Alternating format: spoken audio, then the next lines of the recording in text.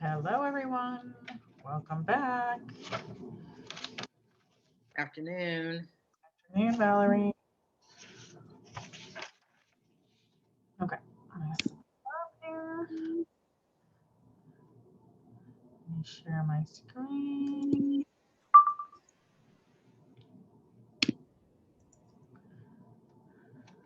Okay.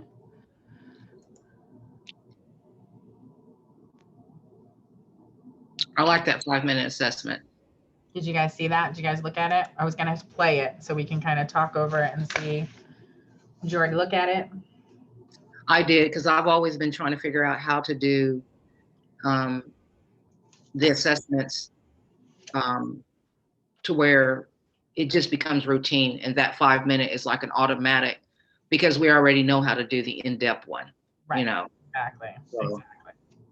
So yeah. So, to where you're hitting everything that you need to hit without missing something. Yes.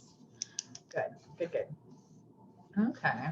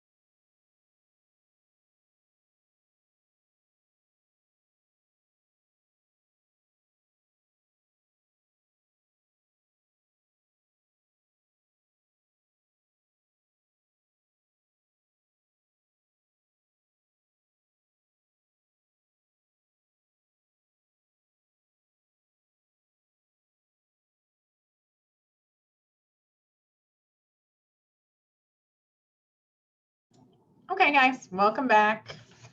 All right, so to kick this off, let's talk about how did everyone, good job on the sim. So how did everyone feel about sim? Did you guys learn stuff? Did you like it? Did you like how that went? You can chat or you can talk, whatever you want to do.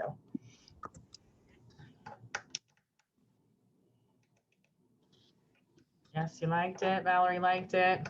Okay, liked it. Good. Thought it was great. It went great. Good, good, good.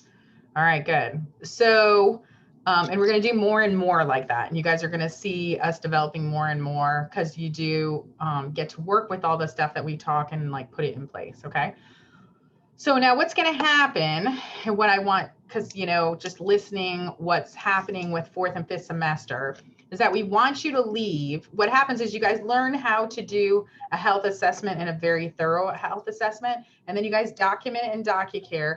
But then when you like, say you come to 5th semester and they're going to want you have 4 to 5 patients on the floor that you're taking care of, and they want you to do an assessment on each of them, all 4 or 5 of them, okay, during your shift. So the problem is trying to the hardest thing for a nursing student can be to get that down to where ideally, you know, because some people, you know, did it in 10, 15 minutes, and some did it in 25, 30 minutes. So what you want to do, because you're going to have to do all those patients, you need how to scale it down and be able to do it in 5. Okay. So that's why I put that link on there for you to watch, to see how they were able to do that. So I'm actually going to play it so I know that everyone's watched it, because what's going to happen more than likely, I'm like looking to see if Professor Lockhart's around here, is that because, you know, for instance, 5th semester didn't do as well as they would like by the time you guys are about to graduate, they're going to have to individually do an assessment for the staff, okay, for the faculty. And so more than likely, when you guys get to 5th semester to kick off your semester, what do you guys think you're going to have to do? An assessment. Yeah, you're going to have to individually do an assessment. So just like that person number 1 was doing right off the bat, which we had a bunch of great people doing that. Sometimes we didn't catch everything, or you just get so nervous. So what I want you guys to do is really practice doing that with the patient, like over the summer and even during the rest of the semester. So I want you guys to practice this when you're in the simulations, because you're going to have it down. Okay. Yes, Valerie.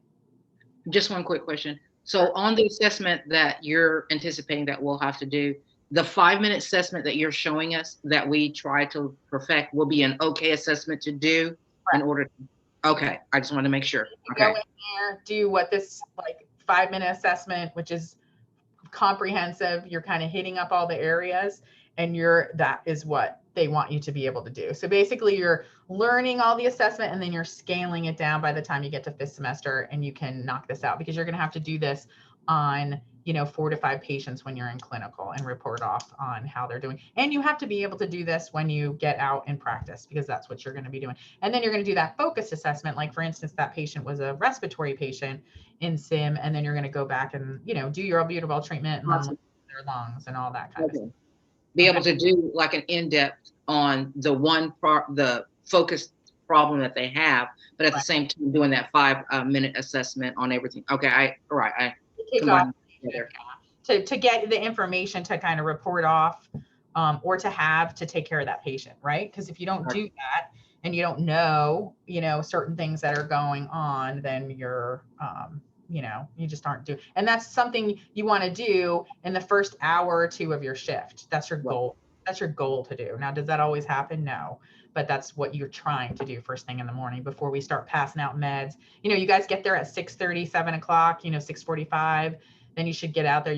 Hopefully you should have a good hour to do your assessments on those 4 or 5 patients that you have. Okay. Is this the test just cardiac? We're gonna the stuff we're talking about in hematology today, the lab today, is it can be on the test, but I'm not going into the cancer part of it. But this is just like we're gonna talk about blood, overview of blood today, along with looking at this assessment. Okay. All right, so we're going to start, and then we're going to play this. So I'm sharing your screen. So I want you guys to watch this, and I want you guys to take a couple of notes on things that would be good that you haven't been doing that you could do. Okay.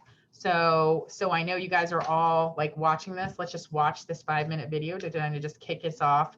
And then if you guys have any questions, we can go from there. Okay. All right. Just to kind of give you the heads up of what I see happening in the future here. So okay, I'm going to start this and see if you guys can hear it. So one thing we hear and see from students all the time is that they struggle to be fast and efficient with their head-to-toe assessment during clinicals.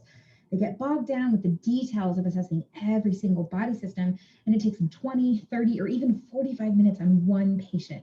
Well, when you're in a med-surg unit, you could have 5 patients. You cannot take 30 minutes per patient to do your assessment. So what we want to show you is what a real shift assessment looks like in practice. And we're going to show you how to do it in 5 minutes. Now, doing a full shift assessment in 5 minutes is all about multitasking. This video is going to show you what the assessment actually looks like, and the outline in your lesson will show you what other information is being gathered simultaneously. For example, you're going to be assessing skin color, temperature, lesions, and pain throughout the entire assessment. So the big thing here is gather your information. If you see something's off, you can pause and investigate it further. Do your pain assessment, assess your wound in more detail, etc. Then pick back up right where you left off. When you're done, get a full set of vital signs and document your findings. Let's see what this looks like in action. Good morning. How are you doing this morning? Good. Good. So my name is Nicole. I'm going to be your nurse today. I'm just going to do a quick assessment to start the shift. Is that okay? Yeah, that's fine. Great. So I'm going to start with just a couple of questions we ask everybody. Can you tell me your full name? Tammy Haas, And what month is it? December, Do you know where we are right now? in the hospital. Yes. And what brought you into the hospital? I need to get some tests run on my heart. Okay, well, what can we do about that?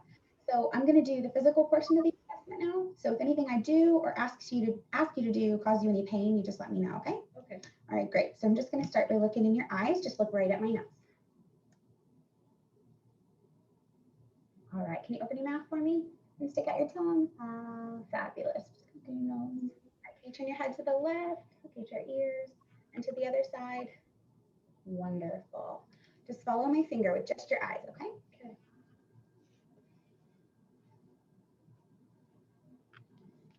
Beautiful. Any pain or issues with your head, neck, jaw, or ears? No. Okay, fantastic. I'm just going to listen to your heart, lungs, and your belly now. I'm going to start with your heart so you can just breathe normally. Okay.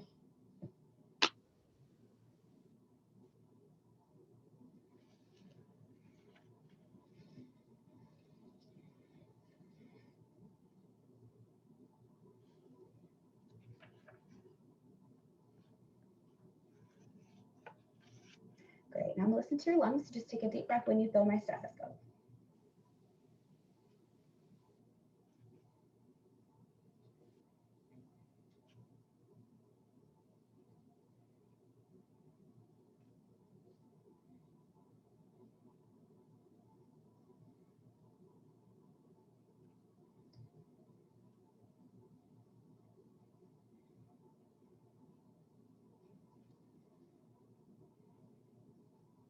One more. Great. So I'm just going to listen to your belly.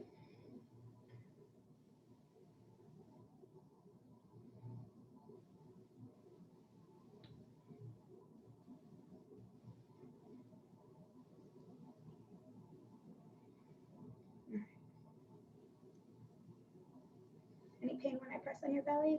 No. All right, fantastic. Back up. All right, can you squeeze my hands? Great, you can let go.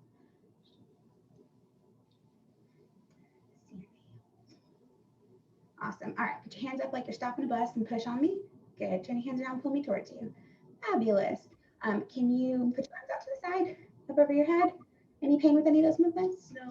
All right, you can put your arms down. I'm just going to look at your feet now. Okay. Take off your socks so I can see your little toes.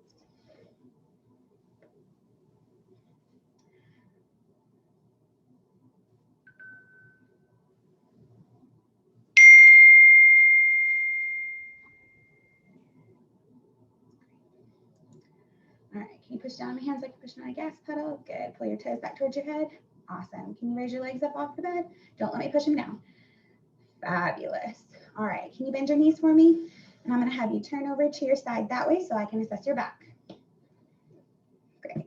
All right, I'm going to listen to your lungs again, so just take a deep breath when you feel my scope. Good.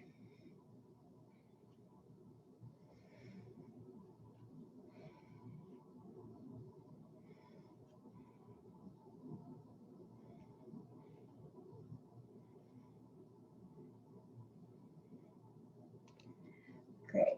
Just take a look at your skin. If there's Everything looks great. All right, you can make yourself comfortable. Do you have any pain or burning with urination? Any issues with that? Any No. issues with your bowel movements? No. Beautiful. All right, well, I'm just going to do a set of vital signs and we'll get the rest of the shift started. Do you need anything else right now? No, thank you. All right, fantastic. Okay, so what do you guys think? What do you guys think of that? Is there anything she does that is helpful or more efficient that you guys could incorporate? Really like the video. Anything that any good tips that you liked that she did that you noticed?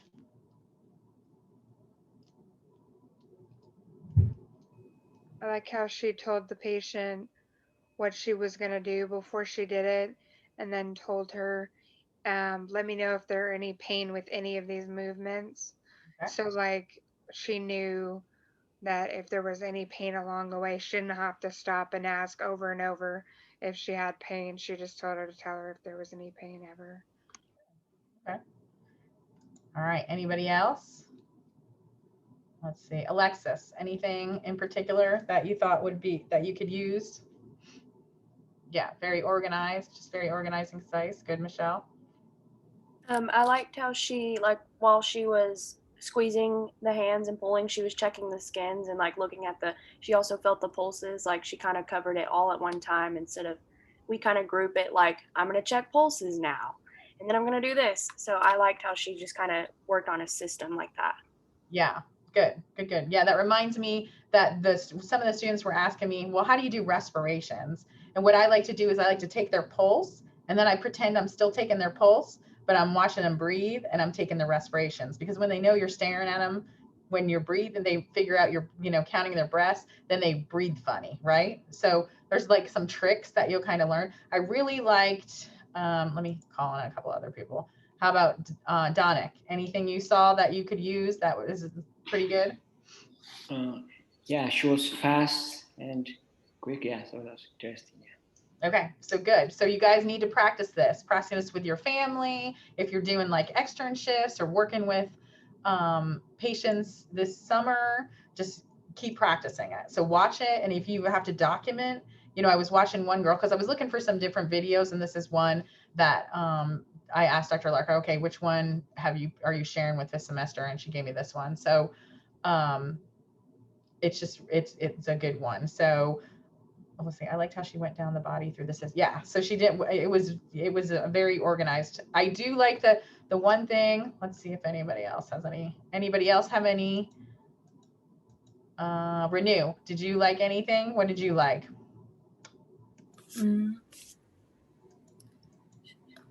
She was quite fast and she was interacting with the patient and making her aware of what she was doing. Yes, So. Making her feel comfortable, telling her everything she was doing. So yeah, good. I do like when she said, take deep breaths when you feel my stethoscope. That's kind of something cool that I hadn't noticed, I've never seen do before. So that's actually good. And then the thing that I noticed some of you guys doing was when you were palpating the belly before listening to it. So they always want to listen to it first before you palpate it, because you might, cause some rumbling basically. So that's a couple of things that I saw. And what I really want you guys to emphasize, I know we talked about this with some of the groups, is that you couldn't roll that mannequin. It was really hard on your own, but you definitely want to make sure you're looking at their backside. Okay. And that's a good time to have them turn over, roll over in the bed, listen to their breath sounds, or if they're up in the chair, you can look at their back, listen to their breath sounds, and then check their skin and check their back and make sure they don't have any breakdown at the sacrum. So yeah, good. Professor Okay. Hall. Yes. For our last simulation, when we did the one, the patient with the chest tube, because that's the only one I've done so far. Right. Which way would be the best way to position him with the tube? Like if it was for him, I think it was on his left side. Mm-hmm. So when we're doing like a skin assessment, what would be the best way to do that? So would it better to be on, so he had it on his left side. So would you want to roll him on his left side or on his right side, do you guys think? What would be the best way? Right. Because I would think right, but I don't know. Correct. It would be the right side. So you would Okay. roll them on their right side, or even check them. You know, a lot of times people with Chesterfield will be up in the chair and stuff, but if they have, That's what I was gonna say. We can ask them to sit up. Is that okay too? yes, you're gonna have them sit up, and you can do it that way too. So yeah, but if they're mobile like that, that's a nice way to do it, where she roll them to the right and left. And if they only have one on that left side, then I would roll them on the right and check it that way. If they, you know, weren't getting in out of bed a lot. You know, so all right. So we did like a respiratory simulation. So we finished that one. So what do you guys think our next simulation is going to be? Cardiac. Good guess. Yes, it will be cardiac. Okay. So yeah, so good. So that's going to be, and that'll start on Monday. So we'll be doing that first one with that first group on Monday. Okay. So good, good, good. All right. Any other questions about that? So yes. Professor Ryan, I just wanted to say, you did mention a good thing when she said, every time I touch you with a stethoscope, breathe, because basically, so you don't have to talk to say it. When you're talking, it muffles out what you're already listening to, and it's like you have to spend that much more longer on that, you know, on that one spot. So I like the way she said that before she started. Just every time the stethoscope touches you, take a breath. That was really, that is a good idea. Yes, very good idea. And so the other thing was also, if you're doing like respiratory and they have oxygen going, or they have a nebulizer, or if they have a chest tube that's making a lot of noise, a lot of times, or an NG suction, to do your assessment, sometimes you have to turn it off, right? To get a good,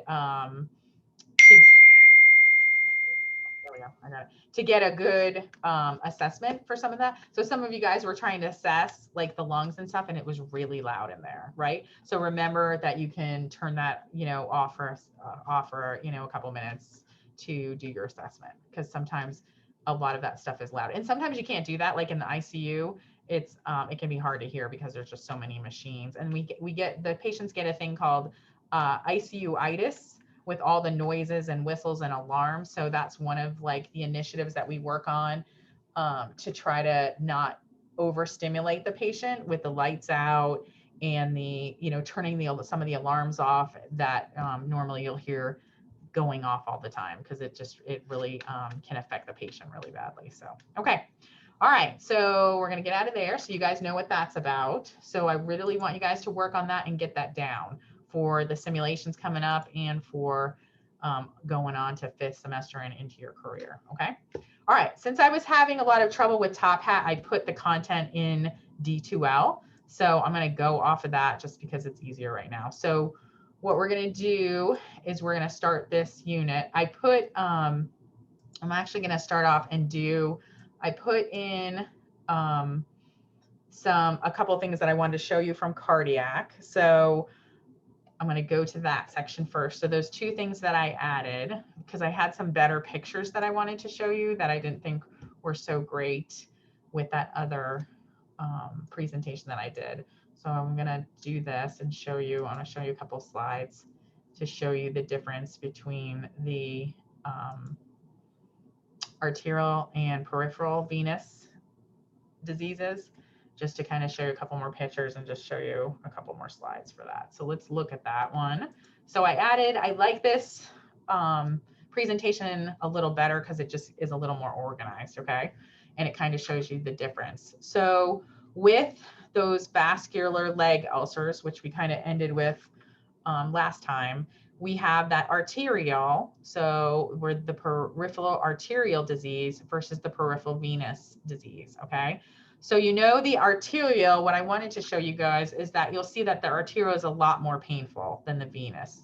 The venous is moderately painful, but when you guys are assessing your patients, and especially if you have cardiac patients or you have smokers, you'll see patients, have you guys seen their legs where they're like that black? You can tell they've been smoking for a long time, they have some ulcers, or they just have, the skin is like that tanny, gray, their veins. Yeah. Have you guys seen that? You see how that? Yeah, you can tell right away. Now, right away. Usually they're diabetic. So with the arterial, you're going to see a pale base. It's often on the toes or the webs between the toes, and those are going to be those patients that have that intermittent caudation. And what was the intermittent caudation again? What was happening with those patients? That lady was That's the leg pain, isn't it? Like where the atherosclerosis, the plaque gets built up and the blood can't move. Yes, exactly. So that's where it's having, and then if they rest, then it'll go away. Okay. So it's building up, so they have to rest.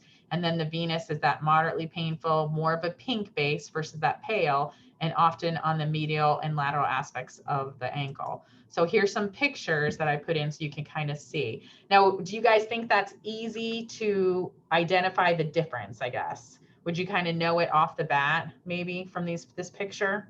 No, I wouldn't. No, not necessarily, but you can see this arterial where it's paler around where that wound is, and then the venous where it's pinker and it's kind of more. So, and then this is another example of arterial. So you'll see these kind of things. Are those caused from the claudification that you're talking about? No, this is the basically it's been years of the arteries, the arterial isn't, the blood isn't getting down or coming back. So that's the difference between an arterial one where it's the artery that's having the, and then the venous where it's not coming back. The blood's getting down there on the venous one, but it's not getting back to the heart. Okay, it's more pooling there, and this is what happens with both of those. So they're kind of similar, and then they would have to kind of do some more diagnostic to kind of figure out what all's going on with that. So they it can be closer to the feet. So you'll see kind of lower down and stuff. So there are those kind of the characteristics on that can kind of give you a clue. And you're going to see the overarching diagnosis is the peripheral vascular disease. Okay. So our problems that we're worried about is injury.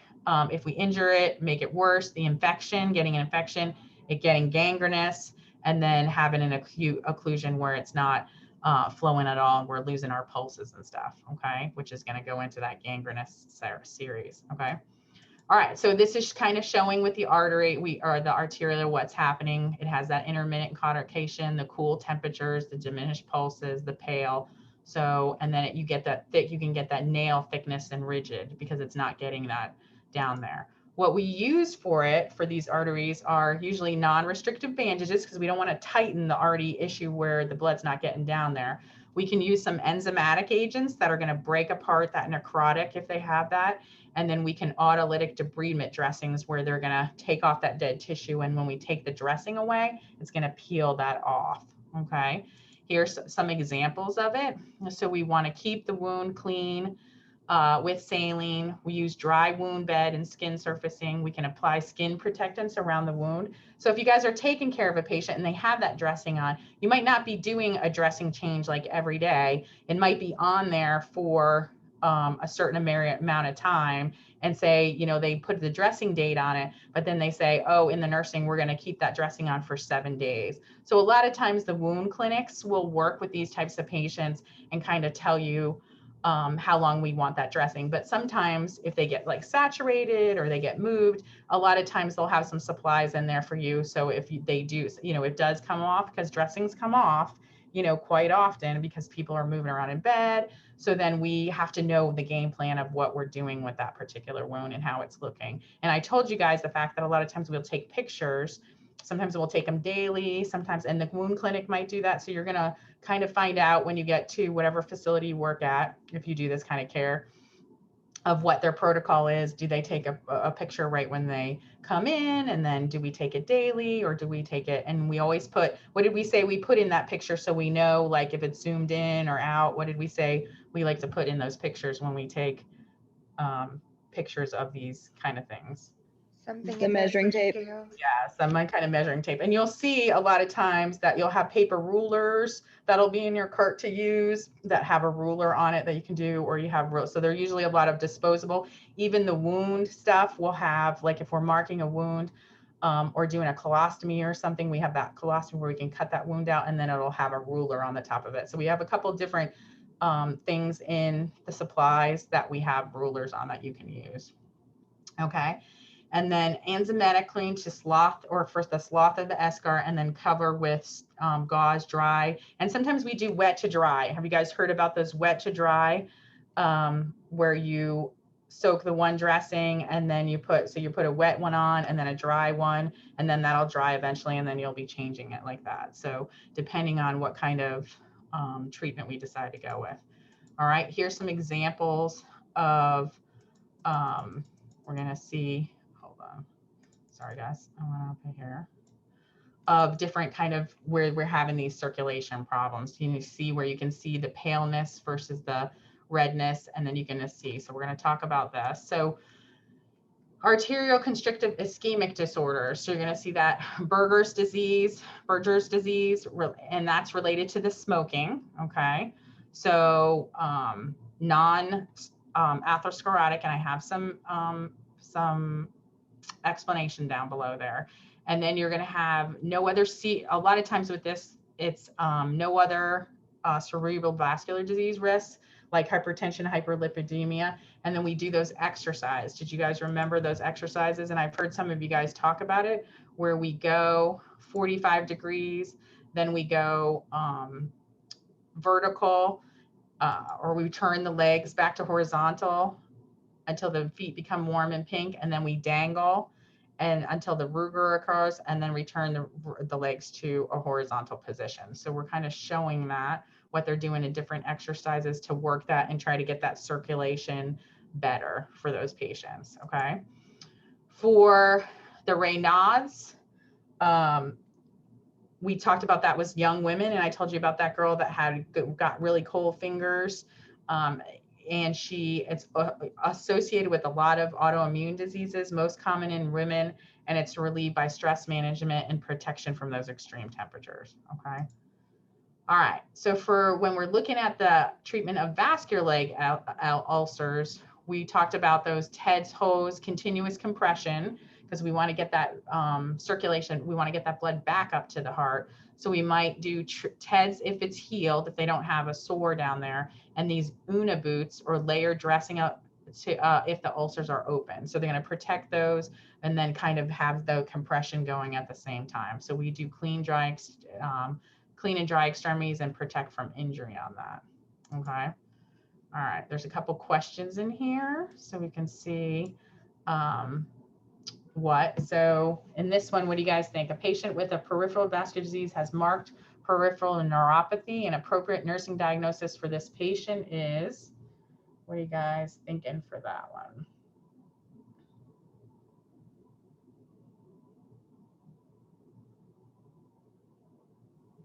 Could we use impaired tissue perfusion? They could have it related to peripheral circulation, but the best one for this would be, what are they going to do? We usually don't use a lot of RIS4 related. So the patient has peripheral vascular disease, has marked peripheral neuropathy. So what are we saying? They not? Oh, so the 3, ineffective peripheral tissue. Okay, I didn't see. I just went with the first one. Yeah. 3. Yeah. Hold on, let's go back there. The actual the number 1, that risk for injury related to decreased sensation. So because they have that peripheral neuropathy, okay? So they're not going to be able to feel what's happening with that. So because of that diminished perfusion to the legs there, okay? Professor Hall, so you're saying 1 is the answer? Mm-hmm. Because I guess I know from the very beginning, we were told a lot that we don't use RIS4s. Mm-hmm. So we don't use RIS4 because they don't like to use RIS4, but there's going to be some RIS4 if the answer is a sensation thing, and that's kind of the main thing, that they're going to still give you questions where RIS4 is going to be in there, you guys. So we just don't like to use that as our diagnosis, because we like you to pick a diagnosis that's actually happening to them. Okay, does that make sense? Yes. Okay, I know. So so that's why I kind of put it in there, just so you can see there are some ones that have RIS4 in there. Okay, look at this one. Let's see what you got for this one. When teaching a patient with peripheral arterial disease, the nurse determines that further teaching is needed when the patient says what?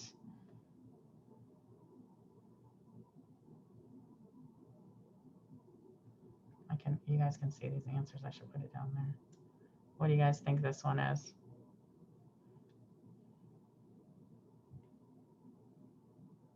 I think 4.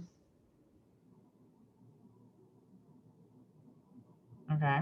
But maybe one. I mean, because he's like, I think I can quit smoking with the use of short-term nicotine, but nicotine is still vasoconstrictor. Mhm. Okay, so anybody else here? It's actually 3. So I should cut back on my walks if they cause pain in my legs. So we Oh, put you questions, your trick questions. I know. So, and that's why we kind of practice some of these or whatever, because we don't want them to stop walking, right? We just want them to understand what's happening, that they need to take that break, and then the pain should be relieved, but we want to keep that circulation going as best as we can. Okay. All right. So I'll let you guys know. Okay. Let's see. We kind of went through, I just wanted to show you some of those pictures on that one. Let's see. Okay. The other thing I want to show you guys on this is, all right. So this lady is, you'll see patients, and this is, we have a lot more medications that are going to help us with thinning their blood, right? Antiplatelets, we're going to, or, you know, so where they're not going to clot up. Like for the atrial fibrillation, our concern is the clots, and then we're going to thin their blood so they're not going to be throwing these clots, right? For AFib, or another thing is for deep vein thrombosis, okay? I want you to kind of understand. So a lot of older patients have been on warfarin for a long time. Does anybody know why we've gone away from warfarin and we try to get them on something else to thin their blood? Why we kind of we still use warfarin a lot, but why we try to do another. Yes, a lot of drug interactions can be a problem. Is there any kind of food issues, Avery, that you know of? Yeah. They're not, I mean, yeah, that's okay. what I was going to say too. Yeah, so there's a lot of good, Daniel and Avery, there's lots of food kind of restrictions that they have to have, where they don't want them to eat green leafy vegetables. Now, is that something we really want people to cut out of their diet? We're always encouraging vegetables and fruits and vegetables. Yeah. So with Coumadin, some of the things. Now, the other thing that happens with Coumadin, when you have a patient on, they have to come in and get a blood draw every month to see where they are. So they're not too thin on their blood. But what I like to do is I like to put this in so I can explain to you guys. So this is a 68-year-old female patient recovering from deep vein thrombosis, has been receiving warfarin 5 milligrams, which is kind of a standard dose. You'll see 2.5, 5, 10 milligrams each.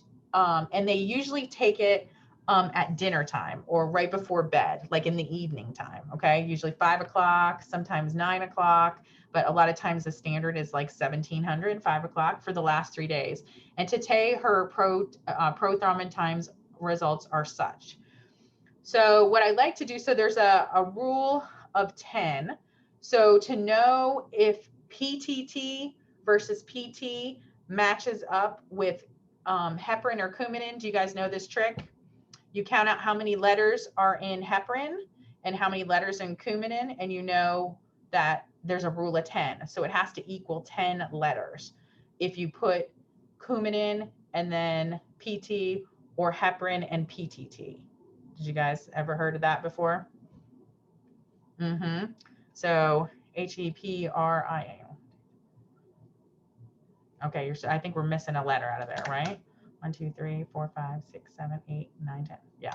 So what letter are we missing, Valerie? We're missing a letter there, right? Okay, so that's kind of the rule of 10 to tell you which one we're looking at to help.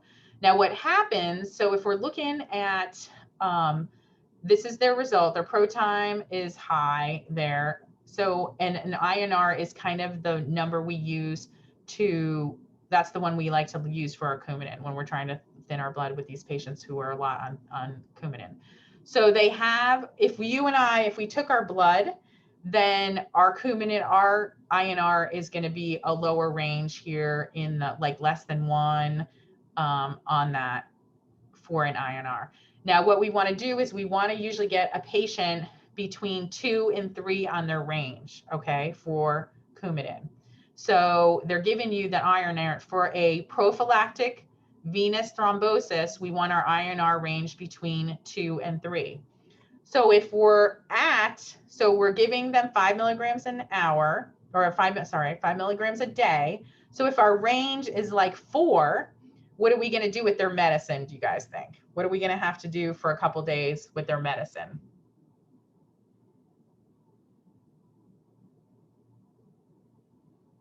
Hold it. Hold it. Hold it. You might hold it or decrease the dose. Maybe we'll give them 2.5, right?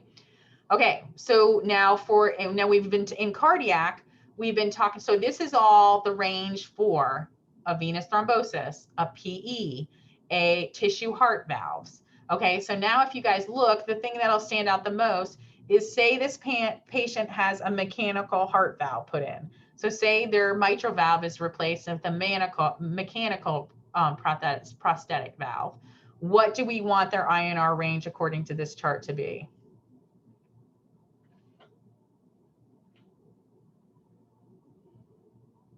Yes, we want it higher. So for those mechanical valves, I like to show you guys certain heart things that we do, like a mechanical valve, for instance, we want their range a little even higher than what would be for a PE or a deep vein thrombosis or an AFib, which is right here. So you see the AFib, they want between 2 and 3. So you'll see these charts. And because we have so many patients on this particular drug, because of heart disease and what's going on in America and in the world right now, you're even going to see at clinics where they have a Coumadin clinic, or and that's what they're doing. They're bringing in these patients. So when I was doing this, when I was working in a clinic setting, I was managing so many Coumadin patients, and I was working with my doctor and calling them and checking ranges and getting them in, that they actually, because the nurses were doing, this was in the VA system, doing so much of that, they actually have a clinic where the pharmacy,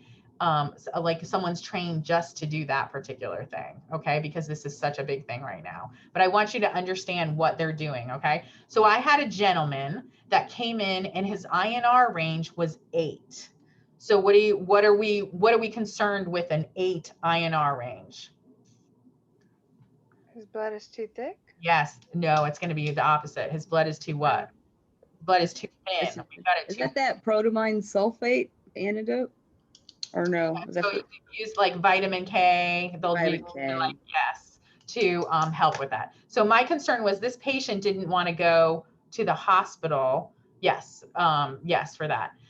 What Catherine asked about. Is that what you're talking about, Avery? So they had to, he refused to go into the hospital. So I had to like basically do some education and say, you cannot, what are some things that we don't want him to do that could possibly cause him to bleed?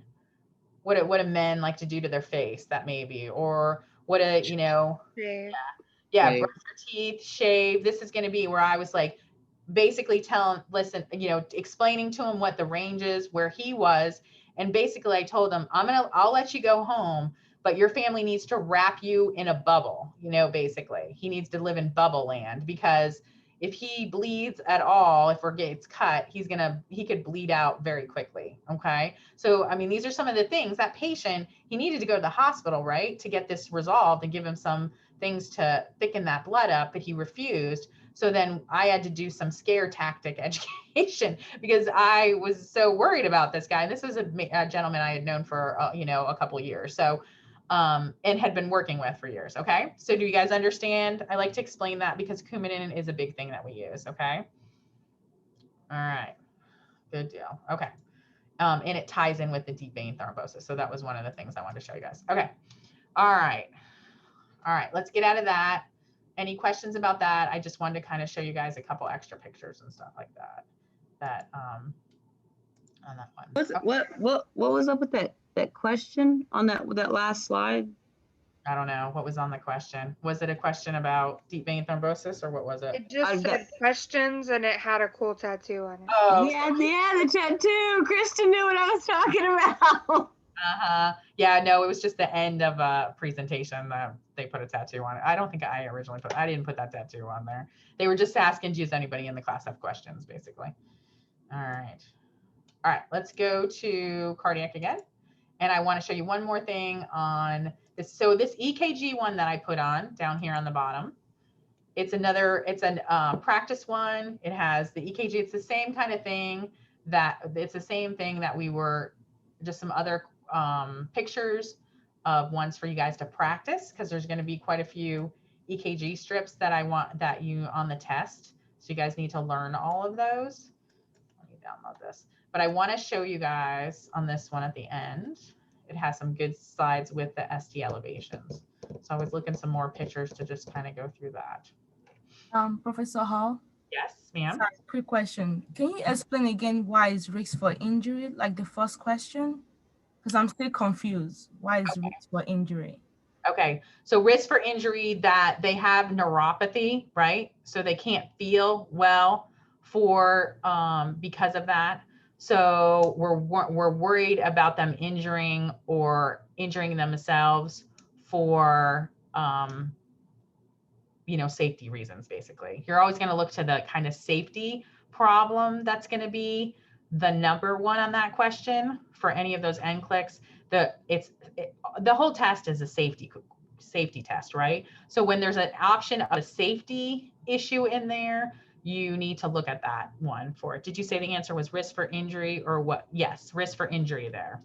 But I was gonna say too, is like you always try to have us find the actual problems with the patient, and that patient really didn't have too much other going on other than the neuropathy. So that was like the biggest priority for the nurse to recognize. Exactly. So with those questions, you can't don't read into it to assume that it's not what we've actually told you. Sometimes, like if you get, and some of the professors will always tell you, hey, for instance, if you see like pneumothorax and you're focused on that, you just go to that answer because you're familiar with that and you just assume that's what they're asking for. Whereas you really have to focus on what the question's asking. And I think that was a trick with that. I can bring that one. Let me see if I can bring that one back up. We'll talk about that. I can bring it back up later and we'll look at it again. Okay, let's see this one. All right, so these have the same strips you guys have already seen that we've gone through for the EKG. It was one of Professor Lockhart's, but I wanted to show you at the bottom. How are you guys doing with practicing strips? Are you guys starting to get it? All right, so it's showing you guys kind of ST elevations on some strips. The thing I wanted you to look at is at the bottom of this slideshow. I wanted to show you something that I hadn't. So we know that when we have the ST elevation, what is the ST elevation telling us?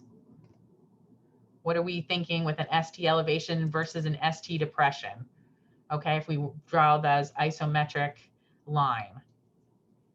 So we're thinking elevation, tombstoning is the MI. Is the MI that we're having an MI, like an ST elevated MI, a STEMI. Depression is the ischemia. So it's the possibility where we're going to open up, hopefully, those vessels, and that's going to open up, get that blood flowing through the heart, and then we can resolve the depression. Okay. So hopefully with that depression, we're going to be able to get it back to normal with that. And with the ST elevation, they're having muscle damage. What I wanted to show you guys on here is that when you have these ST elevations, and we know that we're having a heart attack because it's the peak, the 2 boxes above, that what's going to have is you can tell where you're having your MI if it's in the different leads and showing us. Okay. So if these ST elevations are in lead 3 or 2, 3, and AVF, then we know that's an inferior location. Okay. If we have the elevation in 1, AVL, V5 and V6, and a depression in V1 and V3, then we know it's in the lateral. Okay. So this is, and then if we see it in V3 and V4, we have an anterior. So this picture will show you, it can show you from the leads on that EKG, when we do a 12 lead, where that heart attack is happening, where that MI is happening. Okay. And these are the different leads that you're going to look in to find out those different areas. So if you guys look in this, we can see where is this 2, right? And 3, and then AVF. So can you guys see where that ST elevation, if we draw our isometric line here, and we can see how high off of it, right? We draw another one here. Can you see where that is our problem in that, where we're having it? And sometimes there's opposite changes happening in the back. So it can kind of tell us, depending on where that is, if we look and we see these changes, notice the 3 to 4 millimeters in the leads 2, 3, and AVF, where are we having our heart attack? Inferior. Mm-hmm. And then if we look at that, this is going to match up with the inferior part of our heart. Okay, does that make sense? Okay, Professor Hall, Yes. on that right there, can you go back to the one slide where it shows the description of the that one, that slide. Mm-hmm. So when you're saying on the elevation where it says, like on the second one, it says lead 1, but it's AVL, that V, okay, that's V5 and V6. Okay, I'm thinking, because I remember where we put the leads on the chest, so that's where it's like at the, towards the apex, the way the heart is tilted, right? That's where the, that's where the MI is happening, correct? Or the elevated STs.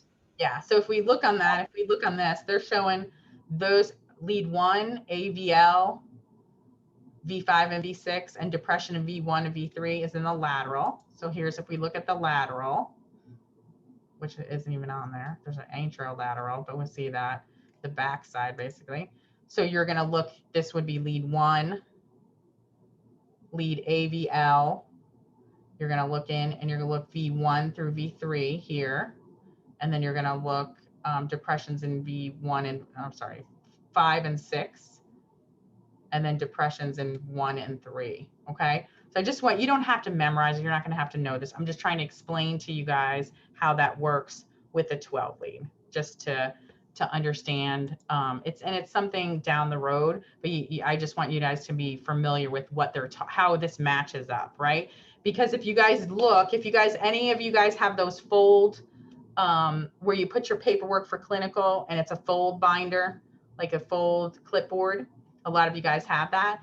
This actually, this chart is actually on that, right? But you guys never really necessarily knew what that was, right? So you're gonna have a lot of references that you can look at. And I've even seen it when you guys, you'll have to look at it for me, but it used to be on that fold thing where it would tell you, hey, when I'm looking at my 12 lead, this one's pretty obvious, right? This is obvious for you guys to see. And it's telling me where that MI is happening. But a lot of times we have, you know, a resource to look at to say, okay, what lead is that in and where are they having that problem? Okay. And I just want you guys to see what the SD elevation looks like. When I'm talking about that tombstone, that's what it looks like. Okay. All right. The other thing that I want to show you is bundle branch blocks. When you're looking at the telemetry and you see a QRS complex that looks like an upside down W, or looks funky like this, what's happening with the heart is when they're traveling down the septum and they're breaking off to the left and right and coming around on both the right and left side of the heart, what's happening with the bundle branch block is while that is traveling down, there's either a block on the right side or a block on the left side. So it makes your QRS complex look like this W figure right here in V1 and lead 1, okay, with the right and the left. So it's going to make your QRS complex look like it's got two you know, a drop down and a drop up, or a lot of times the most common you'll see is this upside down W, I like to say, okay? So you know it's just delayed on one side. It's happening, but it's delayed and blocked a little, and so that's why it's looking like that, and that's a bundle branch block. So when you guys start looking at these, you're gonna be like, oh, okay, that's just a little delayed on the one or the right side or left side, okay? All right. All right. Those are a couple of things that I wanted to show you guys just for your knowledge as you're gaining knowledge of looking at these strips. Okay. All right. How's everyone doing? Are we good? All right. All right. Okay. That picture with the heart, where the 6 hearts on there, that right there really helps out to correlate that with the slide before. Yeah. And then if you have a strip, it really does like make the picture complete. Correct.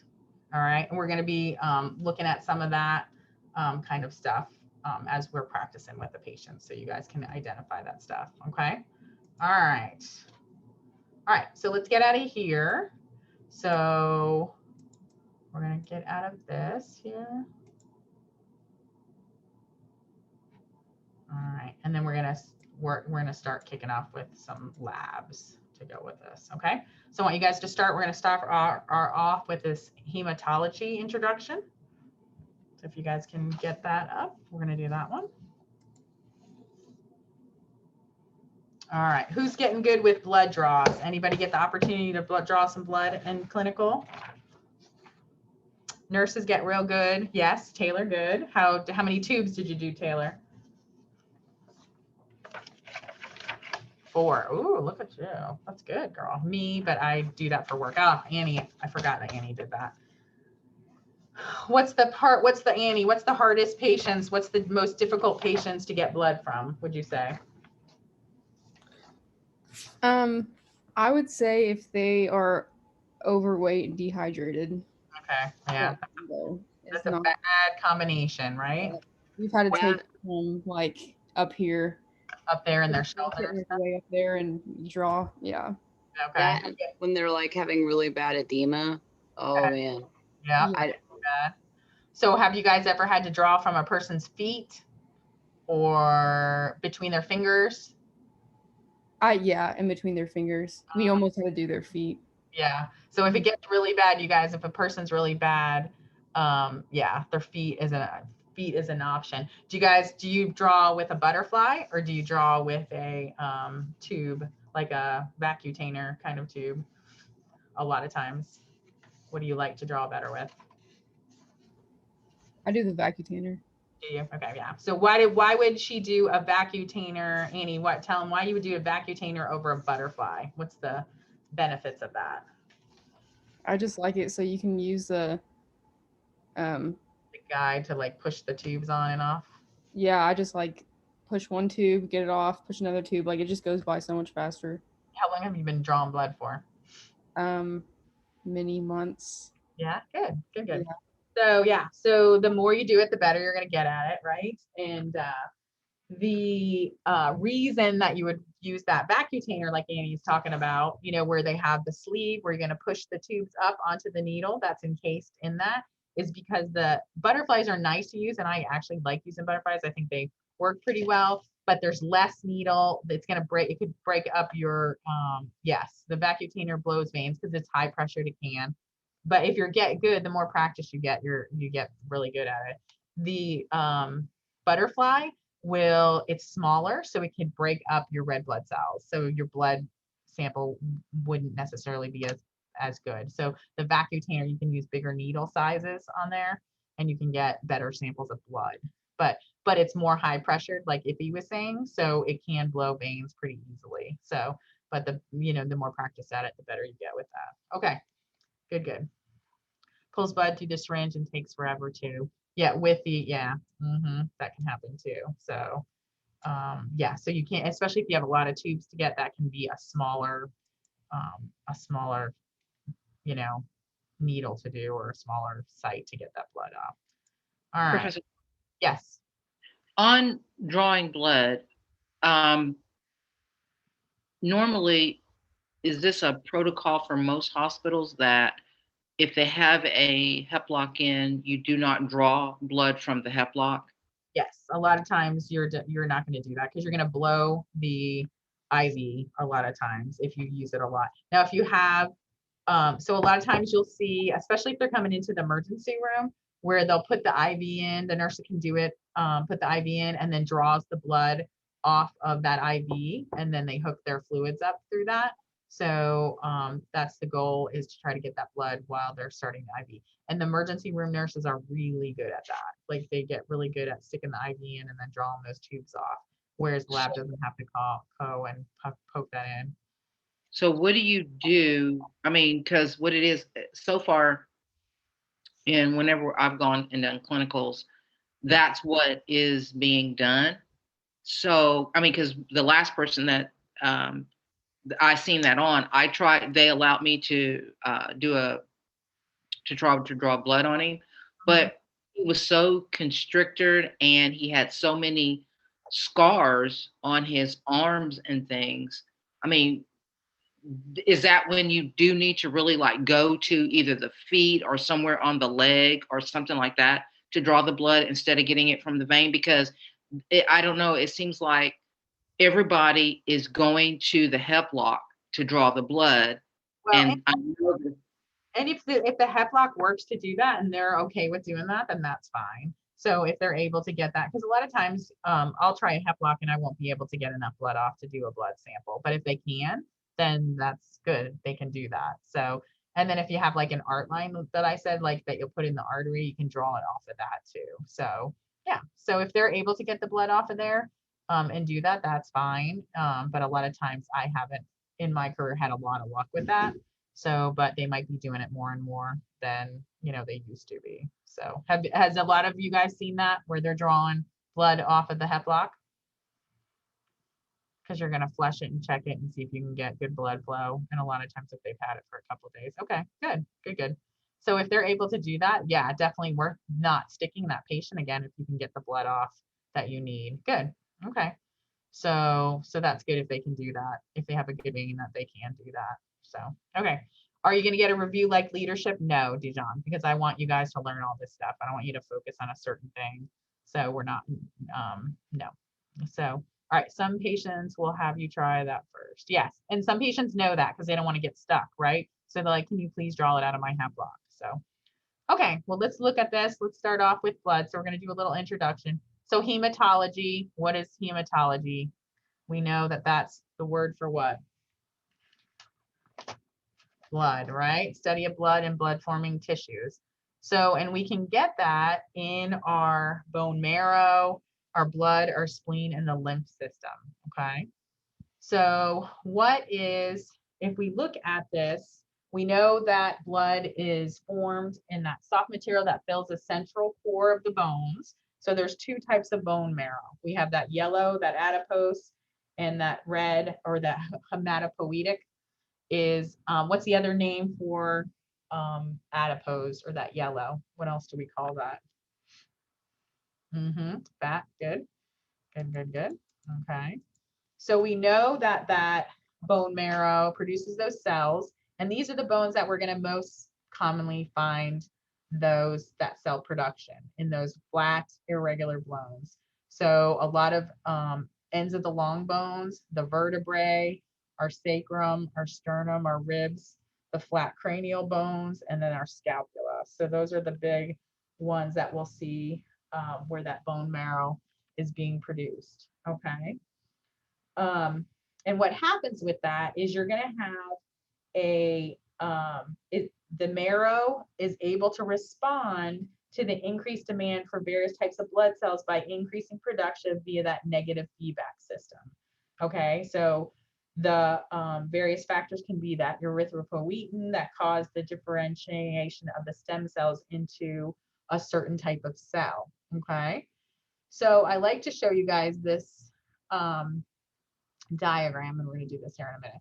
But what you're going to see is the functions of the blood. There's three different things that you can see the blood does. So it does transportation. So it brings that oxygen from the lungs to the cells. We know it helps with the nutrients from the GI system, hormones from the endocrine, metabolic waste products like your CO2 or your urea or your NH3, your hydrogen, from cells to lungs, liver, and kidneys. All right. We know regulation happens with the blood where the fluid and electrolyte balance. We know that acid base happens there, and we know body temperature happens there. And then it also protects. So it maintains the homeostasis of that blood coagulation that we were talking about with like that coumadin. And then it's going to combat invasion of pathogens. All right. So transportation, regulation, and protection it does for us. Okay. All right. So that hematopoiesis is when the it's blood cell production. Okay. All right. So we have where the marrow will produce our red blood cells, our white blood cells, and our platelets. And the big thing with this is what type of cell do they come off of? What's the big thing in the news that we talk about, that they do lots of research and experimentation, and there's lots of controversy about what type of cell. Yeah, those stem cells, right? So 3 types of cells develop from that non-differentiated immature blood cells from the bone marrow called stem cells. Okay, so I like this. You guys have this diagram in your book. but it's really a lot more complicated than this one. So I like to show this because it's just an easier thing to see. So can you guys see my arrow on this? We're going to take a break here in a minute. You guys want to take a break right now? Are you okay? Let me describe this and then we'll take a break. Okay. So what I want you guys to see is what for this picture in this slide, and in your picture, it's a little more complicated. So that's why I wanted to show you guys this one. If you take a line and draw it right here, okay. So I usually, a lot of times if you're in class with me, can you enlarge it? Yeah, I can enlarge it. Let's see if I can do it up. Okay. Okay. Can you guys see that? Here, let me slide this down. Okay, there you go. This is an Elsevier picture that I like, that I've kind of, is easier to see to me. Okay, so here's our stem cell at the top. So they're all coming off a stem cell. So if you guys draw a line here, like a black line, I usually draw a black line for you guys. I usually have a colored print picture of this. And then you draw a line here. All right, it shows you the 3 different cells that are being developed, okay? So you've got, if we look on this side, in this orangey ready, we got the stem cell that can go to erythroblast, normal blast, reticulocyte, and then erythrocytes. And then you have your red blood cells, okay? Then if you go on to the other side, we have this megakaryoblast, the megakaryocyte, the megakaryocyte breakup, and then the thrombocytes. So here's our platelets. So on these both sides, we have red blood cells on one side, we have platelets on the other side, and they all can come from that stem cell. And then in the middle, we have the white blood cells that can develop, okay? So we have our myeloblast that goes to those basophilic, eosinophilic, and neutrophilic. And what we call these are granulocytes because they are grainy when we're looking at those white blood cells. They have this grain in their makeup, okay? So that's why we call them granulocytes. And then on this side over here, we have the monoblasts and the lymphoblasts, and then they convert to lymphocytes, monocytes, and those are agranulocytes where they don't have that grainy in the cell, they don't have that grainy, like sand looking thing going on in those cells, okay? So across the board in the white blood cell category, which is all in the middle, these are all white blood cells, but we have our basophils, our eosinophils, our neutrophils, our monocytes, and our lymphocytes, okay? So when you guys been doing your labs and DocuCare, a lot of times you guys are documenting those percentages of what kind of white blood cells you have with your patients, right? Have you guys remember doing that? And you're like, okay, what am I, what's this about or whatever, right? All right. So, all right, we'll talk more about that. All right, you guys want to take a 10-minute break? Is that good?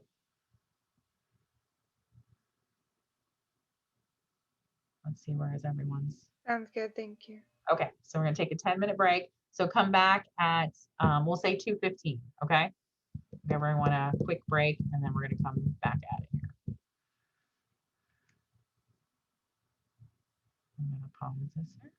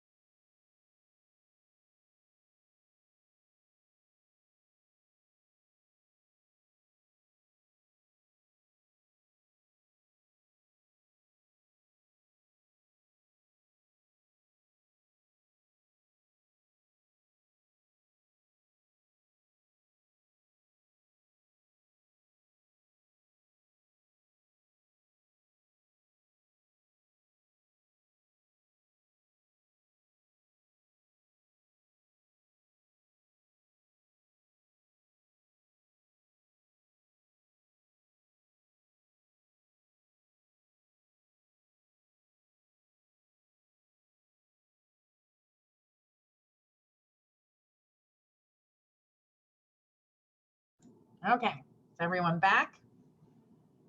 All right, let me get back up, see who I can see. Okay. All right, so you guys see I added another sheet on there. So, because I want to go through that too. So sometimes I have some stuff in my office, sometimes at home. And so I cart a lot of stuff back and forth, you guys. All right, so when we're looking at blood, we know that what you're going to do is you're drawing that blood from that patient, you're putting them in the tubes, and then we're going to send those tubes down to the lab, and they're going to put it in a centrifuge, a machine that spins it down, okay? So when you look at that, you're going to have in your blood, it contains 55% plasma, okay? So 55% of the blood is plasma, and that's primarily water, but it also contains proteins, electrolytes, gases, nutrients, and waste, okay? Serum equals when the plasma clotting factor is, here, I'm going to show you guys this slide so you guys can see it, okay? So when we have our tube, our total body weight is 8% blood, okay? And then the other fluids and tissues are 92%. So basically what I like to show you guys is a gallon of milk, a gallon and a half of milk, because everyone's really familiar with a gallon. That's the total amount of blood that you have in your body. So bleeding out, you would think it would take a long time to bleed out, but it's only a gallon and a half of blood that's actually in your body. So it doesn't take a lot for someone to bleed out, okay? So whole blood is, we're spinning it down and we're separating it. So here's the plasma with the water, 91% water. Protein is this 7%, where you have your albumin, your globulin, and your fibrinogen. And then the other factors are these ions, nutrients, waste products, gases, okay? Then you've got the formed element. So if we go back here to the blood cell part of it is 45%.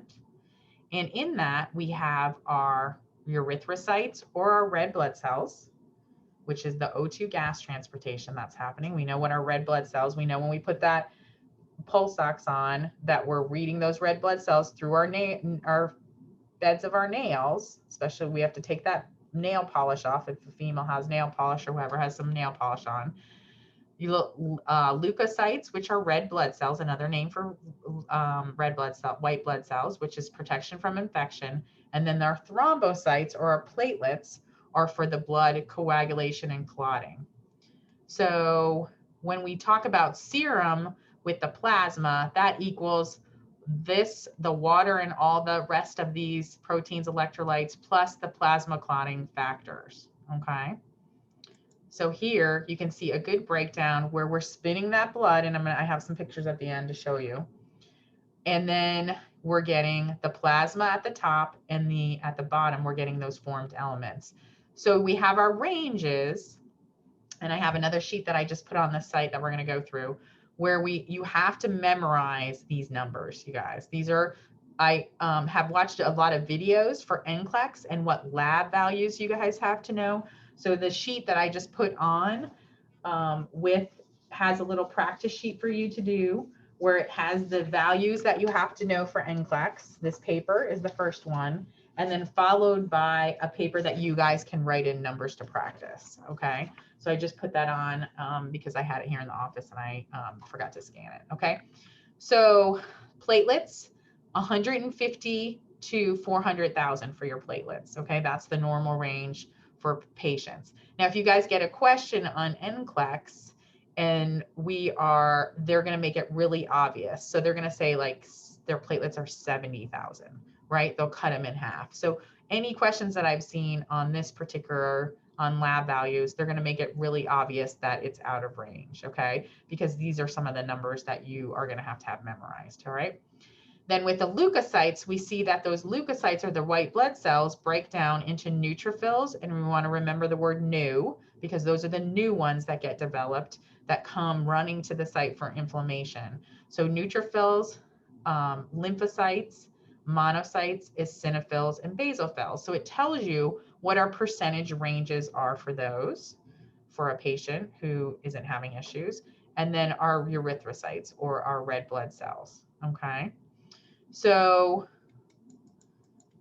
Here is an example of the centrifuge. So they put those. Now, the other thing I like to recommend is that when you guys go to your facility, go to the lab and take a tour of your lab. Go to the pharmacy and take a tour of your pharmacy. Go to the radiology department and take a tour of it. They love to give tours. You get a better picture of what's going on. So that, and sometimes your orientation will include that, but those areas that you're taking blood to all the time, or you're getting blood from to give to patients, are, make sure you kind of know where those different sections of that department, for instance, for lab, like where's the pathology. So if your lab's huge, it's neat to see how those different departments run and to get to know the staff, right? Because it's just a better relationship, that collaborative experience. So I always recommend that. Okay. So you're going to see that this is what they're doing with your tubes. They're taking them in. Now in those tubes, do you guys think, has anyone ever observed those tubes? Have you seen tubes where it has like liquid in it, or it doesn't have any liquid in it, or it has some kind of plug or something in it? Has anybody noticed what's in those tubes? Yeah, and some of those tubes have those purposefully in there to prevent the blood from clotting up, or it does want the blood to clot up. So you're going to see them talk about blue tops or red tops or tiger tops, where it has two different colors. Tiger tops here. What's the tiger top color on this tube right here? Green and red. Green and red. So that's a tiger top. What's the other tiger top tubes that anyone else has seen? What are other colors for tiger top tubes? Meaning they have a mixed color. Green and red, and there's another one that you'll see. Yeah, red and grayish, red and black. Yes, black and red. Good. Yeah, so those are what we call tiger top tubes. So you're going to see blue, usually PT, PTT, CBC. What usually colors is CBC? Red, or what? No, not usually red. It's usually blue is usually the PT, PTT. Do you have blue for your CBC? Usually it's purple, like a purpley, bluey, lilac-y. Yes, exactly. So good. Yeah. So, and you guys want, is there expiration dates on blood tubes? Do you guys know? Definitely. There are. Yep, there are separation. So that's one thing that you might want to look at. Sometimes tubes are stuck in the back, and that's why you'll see people moving tubes up to the front so that the newer ones are in the back and the older ones are up front. So we use those without them expiring, you know. So yeah. So then you're going to see where they spin those down, and you can kind of see. So this is showing us a healthy state, like a healthy person with the plasma, the buffer layer, and then the red blood cells. The buffer layer, or the white layer here, is showing, what do you guys think, what color is this buffer layer, would you say? This one has a gel plug in it. So, but this one has, what do you guys think this? Straw color. It's like a white, it's white. So that's why we call them white blood cells, because white blood cells look white here. It looks similar to this gel. This is a gel plug, but they look similar. So for this, you guys can tell, even from them spinning out the blood, the lab can tell, okay, this looks like a healthy person's blood, where the plasma, the red blood cell, and they have a buffer layer of the white blood cells. Now with this, they have, now we're looking at a leukemia patient. So do you think a leukemia patient would have white blood cells that are going to be fighting off, you know, trying to... Yeah, they would have an excess of them. Yeah, so that makes sense, right? That they can tell, you know, the lab sometimes can tell, right? Because now they see lots of, they have plasma here. They have a huge buffer layer of those white blood cells, and that's why they're called white blood cells, because when you spin the blood out, it looks white where those cells gather together. And then here's our red blood cells. So just from that tube alone, we can start saying, this isn't looking good, right? The lab can kind of see that when they're drawing blood, okay? Or when they get those blood tubes. All right, so we know that those erythrocytes, hemoglobin versus oxyhemoglobin. So we're talking about the oxygen attached. We know that erythropoiesis is red blood cell production. And we know hemolysis, what is hemolysis doing for those red blood cells? It's lysing. It's destroying those, right? So, and then leukocytes, the white blood cells, different types, each with a different function or differential. So when we're talking about the white blood cells, we want to see the differential. They're looking at these different percentages of what each of these white blood cells are doing, like where they're at in that blood draw. Okay. All right. All right. So that erythropoiesis, which is that production, it's stimulated a lot of times by the hypoxia. So when we have that decrease of oxygen, we're going to have more red blood cells being produced. It's controlled by that erythropoietin, and it's influenced by different nutrients that are available. So reticulocytes, so when I showed you guys that diagram where they're maturing, the reticulocytes mature into those red blood cells and are a good indication of production rates. And then hemolysis removes abnormal, defective, damaged, and old red blood cells for circulation. Okay, so that has a job when we're doing that to clean that up when they're not functioning like they should. Okay. All right, so we have granulocytes, which are phagocytosis. I like to call those the Pac-Man of the group. Okay, so they're cleaning up that infection, for instance. That lymphocytes for the cellular humoral immune response, we know that. We guys have talked about that. The monocytes for cellular immune response. So some of them have the same functions. Some of them do some of the same work, basically. And then we know the thrombocytes are to initiate that clotting process.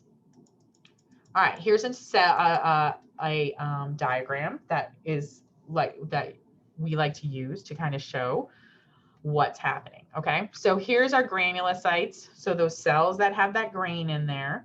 So those neutrophils do that phagocytosis, and they're the early phase of inflammation. So that new word, okay? They're the first to respond, okay? Then we have the eosinophils, which are also phagocytosis, and they look at parasitic infections, okay? And then basophils they come for the inflammatory response, and they can be an allergic response, okay? So with someone with allergies, we could look at those basophils, and also those eosinophils will do that also, okay? Agranulocytes have that granule in there. They're doing those lymphocytes for the cellular and humoral immune response. And then those monocytes will also do that phagocytosis and the cellular immune response, okay? So that's kind of differentiating and show you what they do. All right, so what happens when you get older is we have some issues. There's some gerontologic considerations that happen with aging. So we know that our amount of red marrow and the number of stem cells decrease. Okay, so if the numbers of stem cells decrease, then you're not going to have as much production of all those cells, right? We have the diminished ability to compensate for acute or chronic illness, more vulnerable to problems with clotting, O2 transportation, and infection, fighting infection. Okay, so for instance, if you have we're going to say, and when you guys start looking at our paper, so we have a white blood cell count of a total white blood cell count of 5,000 to 10,000. That's our normal, right? And so when I come and talk to you guys and you guys are mentioning someone with an infection, so we'll say we're going to use a little lady that has a UTI. So with, someone who was younger and had a UTI, their white blood cell count could be, in the 15s. But so 15, even higher, depending on how bad the infection is, right? So now with an older patient, say she's in her 70s or 80s, because she's not her body's not going to respond to that urinary tract infection as well as a younger woman would have, or would say a younger woman, or when she was younger, then her range could still be in a normal range. So she could be at the 8,000, say between that 5 and 10,000, but she is still having an infection because her body isn't able to respond to that infection because she's older, okay? So even though her range might be normal, she still might be having a bad infection, but we can't differentiate that off of the white blood cell count because she's older, okay? Does that make sense? All right. So these are some of the issues that you'll have with an older patient where they might be having that response. And so maybe if we had some labs that were drawn before that, and we knew that her white blood cell count usually runs in the 5,000, range, then we'd know that maybe 8,000 was a response for her. Okay. But we don't necessarily always have that right? Okay. All right. So iron deficiency, we know, causes lower hemoglobin levels. And then may experience only slight total WBC elevation with an infection. And that's kind of what I was explaining to you guys. Platelets. Now the thing that's is not affected by age is our platelet count. That stays the same throughout your whole aging process. Nothing changes with that. Okay. That's one good thing that's about that. All right. When we're doing diagnostic studies and we need to see how the body is producing these cells, these different white blood cells, RBCs, a lot of times what we'll do is we'll do a bone marrow tap. We'll do a biopsy to go into that bigger bone, and you'll see we do them in our pelvis, and we're going to draw off. Do you guys think this is painful? Anybody seen this done before? Definitely looks really painful. Yes, it's not very comfortable. It's very painful. That's what we have to do. So if we want to look at that, if we think this is our problem, is that we will get that from this particular area. So you're going to sideline for this to look at this system. A lot of times they'll draw the bone marrow off of that, and we're going to put them on the side, and this is how we're going to do it basically. So I'm showing you kind of how they do it. And it's the needle's huge.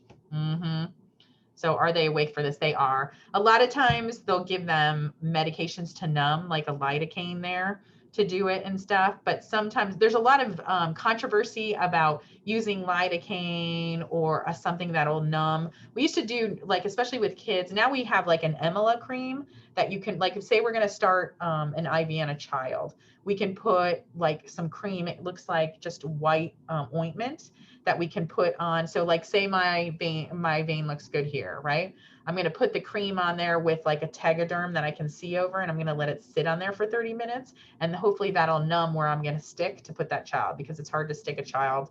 They're going to scream and yell, and you kind of have to have a lot of people holding them down. Sometimes for that we do, and before we did, like, we had any kind of cream, we used to do it with needles. When we take, have you guys ever gotten lidocaine where they numb it? Like, say there's something, like for instance, you have like a big splinter in your foot, or your toenail gets half ripped off and we have to take your toenail off. That happens a lot.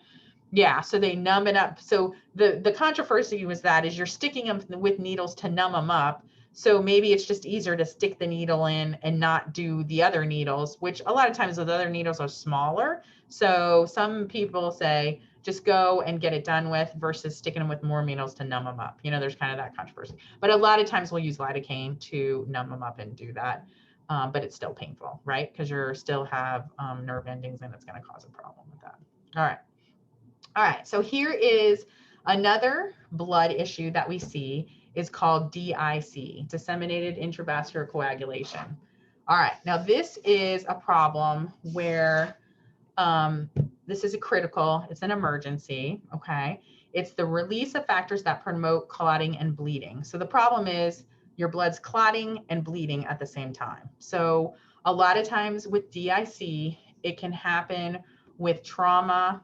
The person's septic, they've had burns, or they're anoxic. They're not getting good oxygen. So they go into a thing called DIC, where they're basically bleeding out every orifice that we have. And I've actually never seen it. I've heard about it, but it sounds terrible. So, and sometimes this happens in OB patients when they've had some issues with blood mixing and stuff. So that's kind of where I've heard the most of it with DIC. And when you guys go to 5th semester, you'll talk about it with Professor Jansen. So diagnostics, it's increased fibrin, split products, prolonged thrombin times is what you're going to see. The treatment for this is the underlying cause. So what's causing them to have this clotting and bleeding going on at the same time?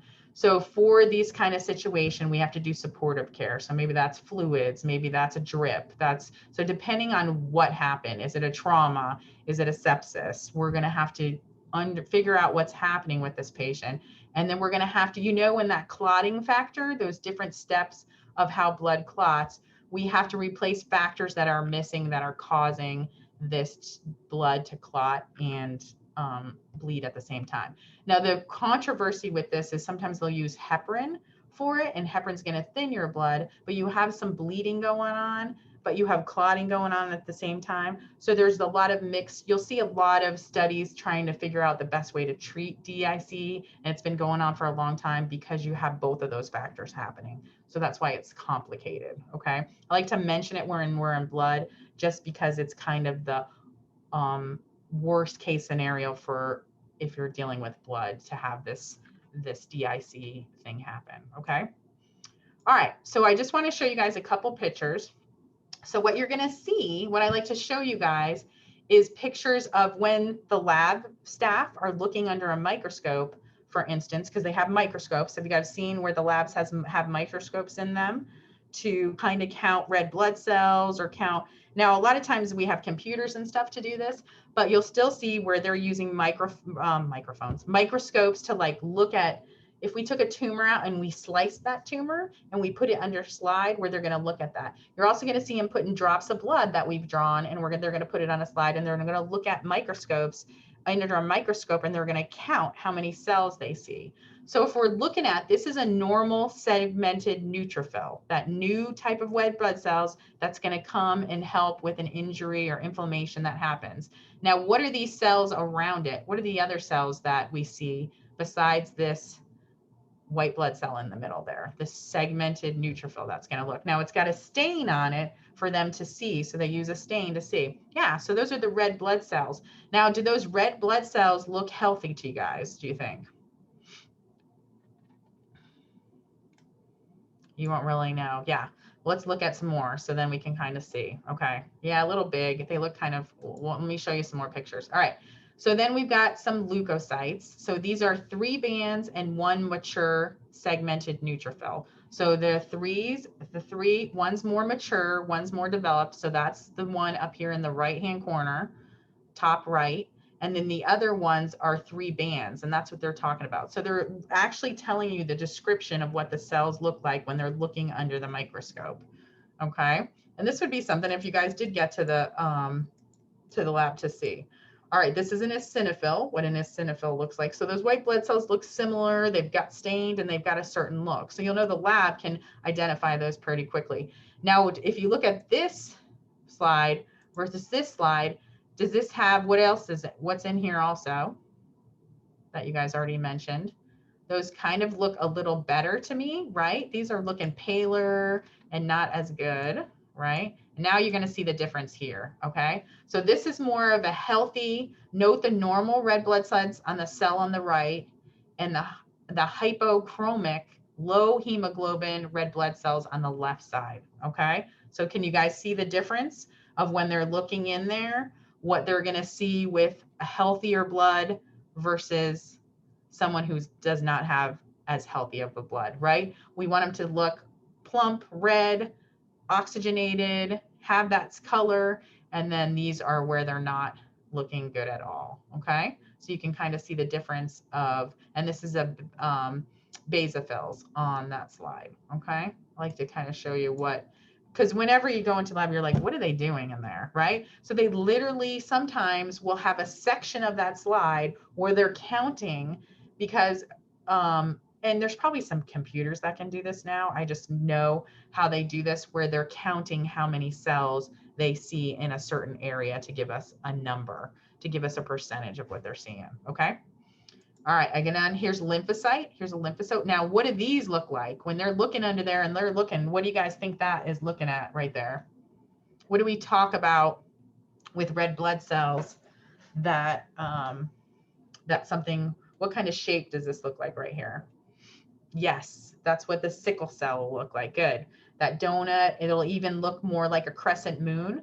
So it's neat where they can look under there and see, ooh, this person has a sickle cell issue going on. Okay. and this is a lymphocyte. And they do a stain on there to see this, okay? All right, so here is what the labs will look like. Has anybody gone in? So you guys, you know, once you go to those places, you can get the tours, and they can show you. They have sections of different sections where they there'd be the blood bank. The nursing, you as a nurse will the most time will get into the blood bank. That's the most you'll see the lab, because you're going to be going to pick up blood and you have to hang it within 20-30 minutes of receiving it. And a lot of times that's when you as a nurse are going to be going to the lab the most. Okay. So different sections, encourage you guys to look at that. You're going to see this lady, here's her centrifuges where she's putting her tubes into that and she's spinning them down, and you can see the different tops that she's got, the different tubes that she has on that patient, and she's putting those in the centrifuge. Now you'll hear from lab where they're like, oh, we dropped your tube. You know, I'm like, are you kidding me? You know, that like took me, you know, nurses get into it with lab sometimes, right? Has anybody heard about that? You're like, did you seriously just drop that tube, right? And that happens sometimes. And a lot of times the lab will say, hey, that blood wasn't good. It clotted. And so we didn't get a good reading on that. You're like, okay, you know, I'll have to, you know, send more blood down and that kind of, yeah, right? So you're just like, oh, especially when they're a hard stick and stuff, you're like, are you kidding me right now? So yeah, so, but it's good.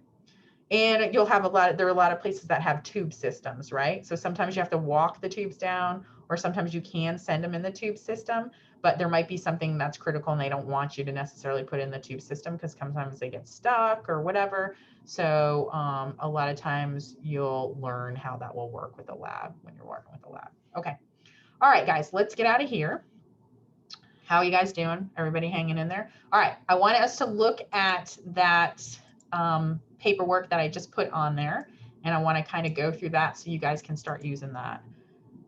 Never mind that meds from the pharmacy. Oh, are you guys? Oh, okay. I'm not sure what you guys are talking about. Okay. Do I know what you're talking about? Okay. So look at this lab sheet. So you guys can print these off. I just put them on there and I want to kind of describe. So here's a practice one, values you need to know for NCLEX. You can kind of write them. And then we have to flip this. Can I flip this where you can see it? Let's see. No, how do I flip this? I usually don't work off of this. Let me download it. Here, I'll download it. All right, so what I want you guys to do is you guys can print this off and start practicing when you're doing your DocuCare or when you're using the patient. Let's see. Okay, so these are some of the videos, and you guys are welcome to watch these too. So I want to kind of talk through. So ABGs, you guys are good at ABGs, I think. What do you guys feel? Do you guys feel you're good at ABG numbers? So the nice thing about ABGs, you know that your pH is 7.35 to 7.45. You know that 35 to 45, which is the end of that pH number, is our CO2 level, right? So that's easy to remember. You guys do we all connect that? That's a pretty easy number to remember, the 73545, because you're using, right? Yep. And then our oxygen level, we know 80 to 100. And then our bicarb, our HCO3 bicarb is 22 to 26. All right. Bicarb is always going to be like an acidosis, and you're going to use an ampule of sodium to reduce, help with that acid state. Okay. All right. The next thing, the BUN. So a good thing to remember. And so these are the little hints so I can kind of explain to you. So we know it's blood, urea, nitrogen. It's the normal is 5 to 20. And how they have you remember that is a hamburger costs between $5 to $20. All right. So these are some like tips that I've watched a bunch of videos for and gotten ideas to have you guys remember this. Okay. Do you guys think this helps? Does this sound pretty good? Maybe. Okay. Yes. $5 to $20. Good. Okay. With calcium, our normal is 9 to 11, 911. So remember 911. So calcium, 911, call 911. And calcium, CAL, put an extra L on there, call 911. The normal is 8.5 to 10.8, but 9 to 11 is pretty close, okay? So you know your normal is between 9 and 11, call 911, calcium 911. Is that good? Anybody? You guys like this, or is it terrible? I know 2 of you. Okay, 3 of you. Okay. All right, good. All right. Terrible, not terrible. Okay, Abigail, great. Okay, good. All right, so this is the kind of things that help to, you know, to help. All right, chloride, 95 to 105, and we know a chlorinated pool is about 95 to 105 degrees. So if you've ever had a pool or a hot tub, that's usually the temperature kind of range. That might not be helpful if you never had any of those, but 95 to 105, that's our normal range. Remember, chlorinated pool, and then 95 to 105. All right. Total cholesterol, you guys know, less than 200. That's our key number.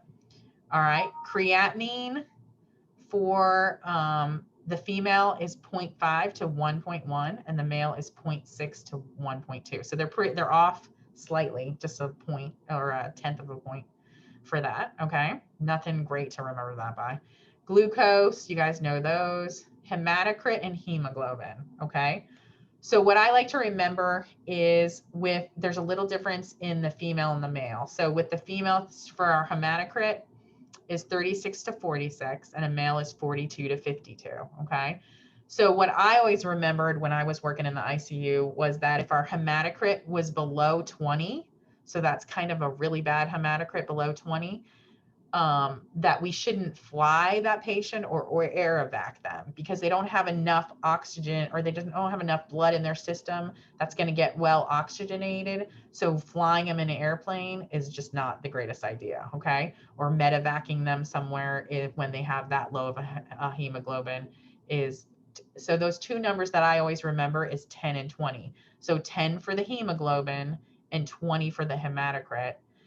Now the hemoglobin, the normal, what they say is female is 12 to 15, which you remember, if you remember, girls mature faster than boys. So they're going to be less, the number is going to be less, 12 versus 14. So they're use that teenage number, 12 to 15 or 14 to 17 for hemoglobin. Now the number you want to also remember is less than 8 on a hemoglobin is where we look to transfuse a patient, that they don't have enough blood in their system. So less than 8 is when we start thinking about a transfusion for them, or if they're refusing a transfusion, we're going to give them iron or something to rebuild their red blood cell count if they're like a Jehovah's Witness or something like that. Okay. All right. A1Cs, you guys know, you guys did that last semester. So 4 to 6%, anything below 6, less than 7 for 3 months. And we know that's a 3-month look at our blood level. Okay. So if you're doing blood sugars, it's a lot more accurate when A1Cs came about, which was probably maybe 10, 15 years ago. Before we would see blood sugars because we just do those daily blood sugars, and a patient could fake us out because they could do where they fasted the night before and then their blood sugar looked great, but they've really been running a high blood sugar. A1Cs came into the picture, and then they couldn't trick us anymore with their blood sugar. So that's actually a lot more accurate than we've ever had before with blood sugars. Okay. All right. Nice. Yeah. Okay. So then we got platelets, 150 to 400,000. Okay. So then nothing really for that. You just have to memorize that, 150 to 400,000.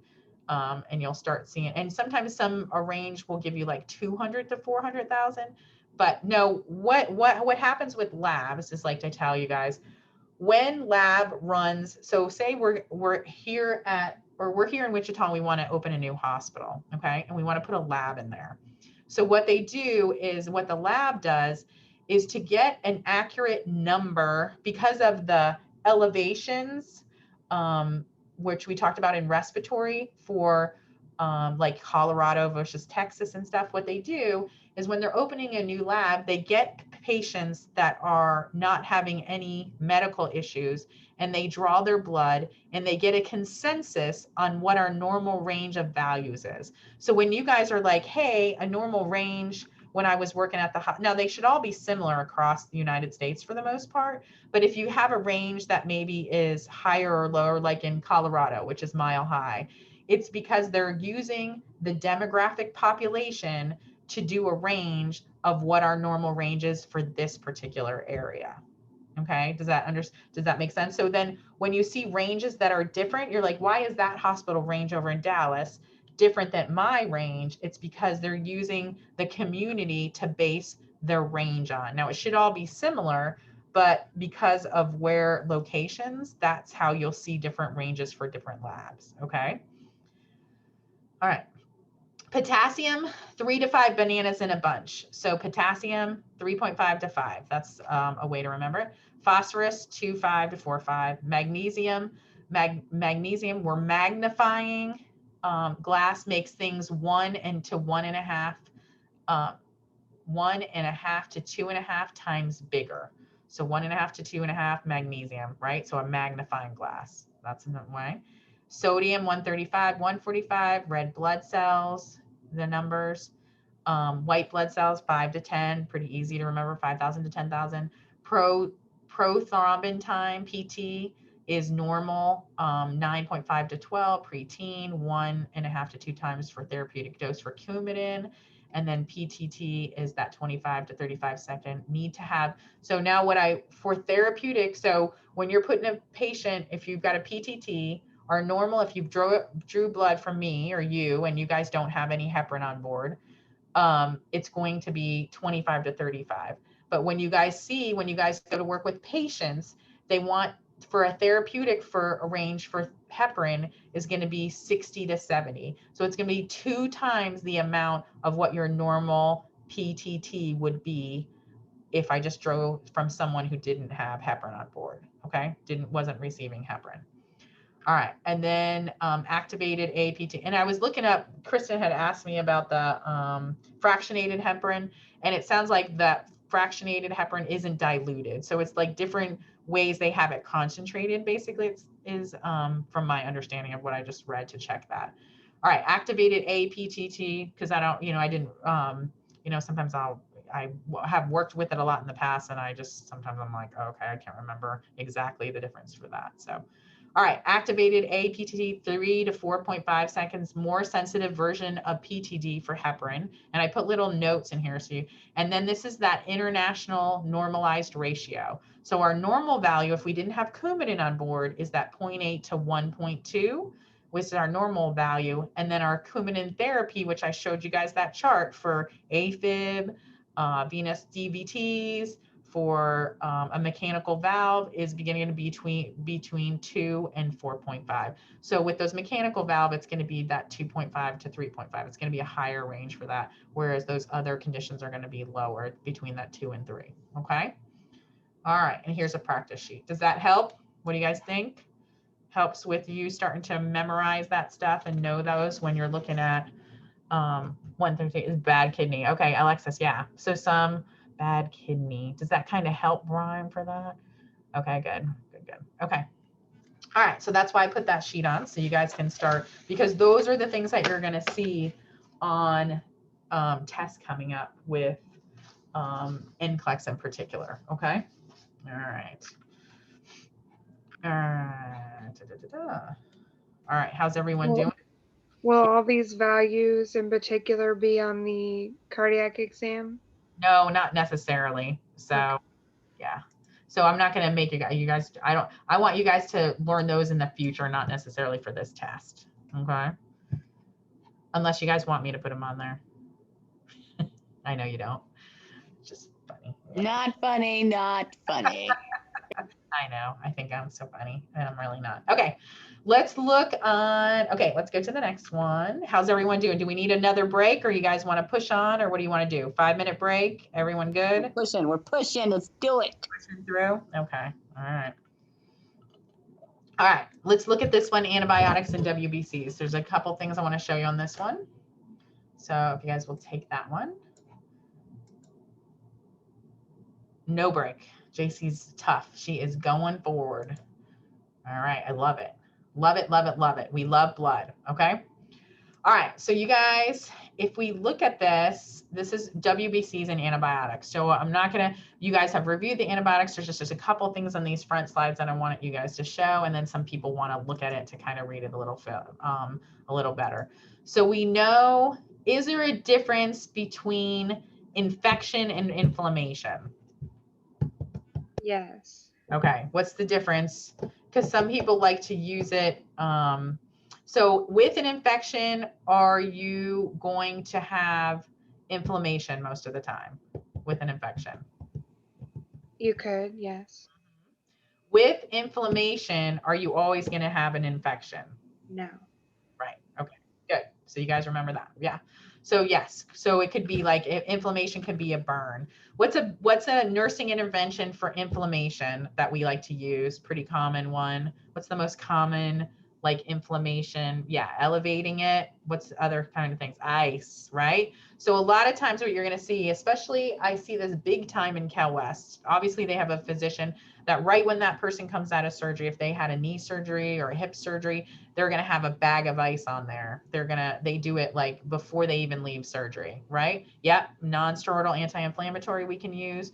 So elevation, ice, rest, we know that, rice. So you're going to see that. So you're not always going to have an infection with inflammation. So here's another chart where you guys will see where we break out the granulocytes and the eosinophils, and they tell you how we're going to look at that blood. So we have the bands or the stable cells, which are immature neutrophils, and the segmented neutrophils in the poly. So they're going to show kind of the breakout, and then we see the eosinophils, the basophils, the ones we just looked at. Now with this, what you're going to see is when you're looking at your differential or your white blood cells, elevated in white blood cell indicates infection, okay? So differential depicts the type of condition we can have. So when we talk about this in conjunction to, and we've heard shifts to the left and right before, right? We talked about that with the oxyhemoglobin, but in relation to white blood cells, a shift to the left is going to tell us that it's a bacterial infection, and a shift to the right is going to tell us it's a viral infection, okay? So shift to the left, you're going to see an increase in the segs and bands, the neutrophils or granulocytes, and you're going to have a decrease in the lymphocytes. So that's the shift to the left, which is going to be that bacterial infection. The shift to the right, you're going to see increased lymphocytes and monocytes, okay? So that's how we can differentiate between them having a bacterial infection versus a viral infection. All right, and then the increase in eosinophils is going to tell us they're having an allergic reaction, okay? All right, so if we're looking at this, and we kind of have to flip back and forth. So if we're looking at this, we first look at, so if we're going to look at these, we're first going to look at our white blood cells, right? So what did we say our normal range was?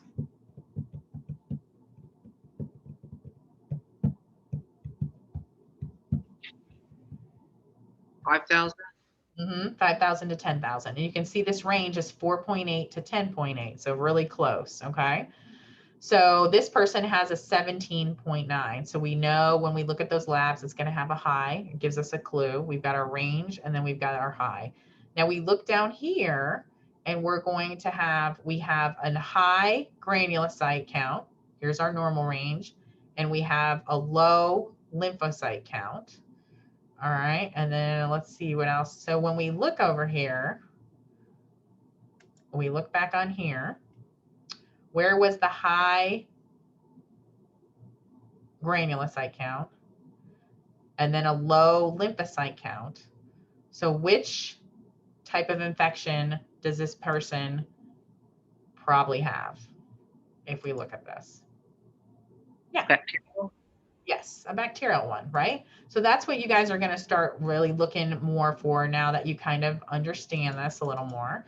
So with this guy, he had a shift to the left. Here's our shift to the left. And he had decreased lymphs and increased neutrophils. And he was actually having a pancreatitis, which some of you guys have taken care of. So it would be interesting, which sometimes because we're at these rural facilities, we don't get to look at the labs, like if we had access to Epic, we have a lot more information. But it would be interesting to see that, like, for instance, I know they took care of, there was actually a couple people that took care of a couple different pancreatitises. So it'd be interesting to look at that lab to see if those patients fell into that, right? Okay. Now let's look at this one. All right, here's the next one. So we have white blood cell with differential analysis. We have, how does our white blood cell count look? It's 3 o'clock again. I like to put little reminders. It looks in the within the normal range.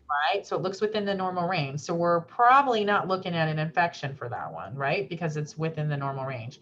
So now we're looking at the granulocytes. That looks in normal range. The lymphocytes, low. That's low, right? Our monocytes running a little high.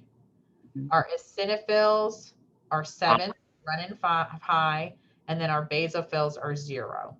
So if we're looking at that, we have elevated eosinophils. So I'm trying to see if we have on here.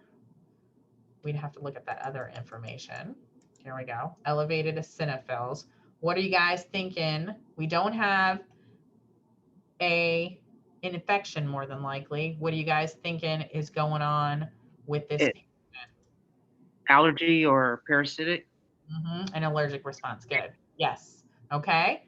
So does that, you guys kind of see how that works with that? Yes, ma'am.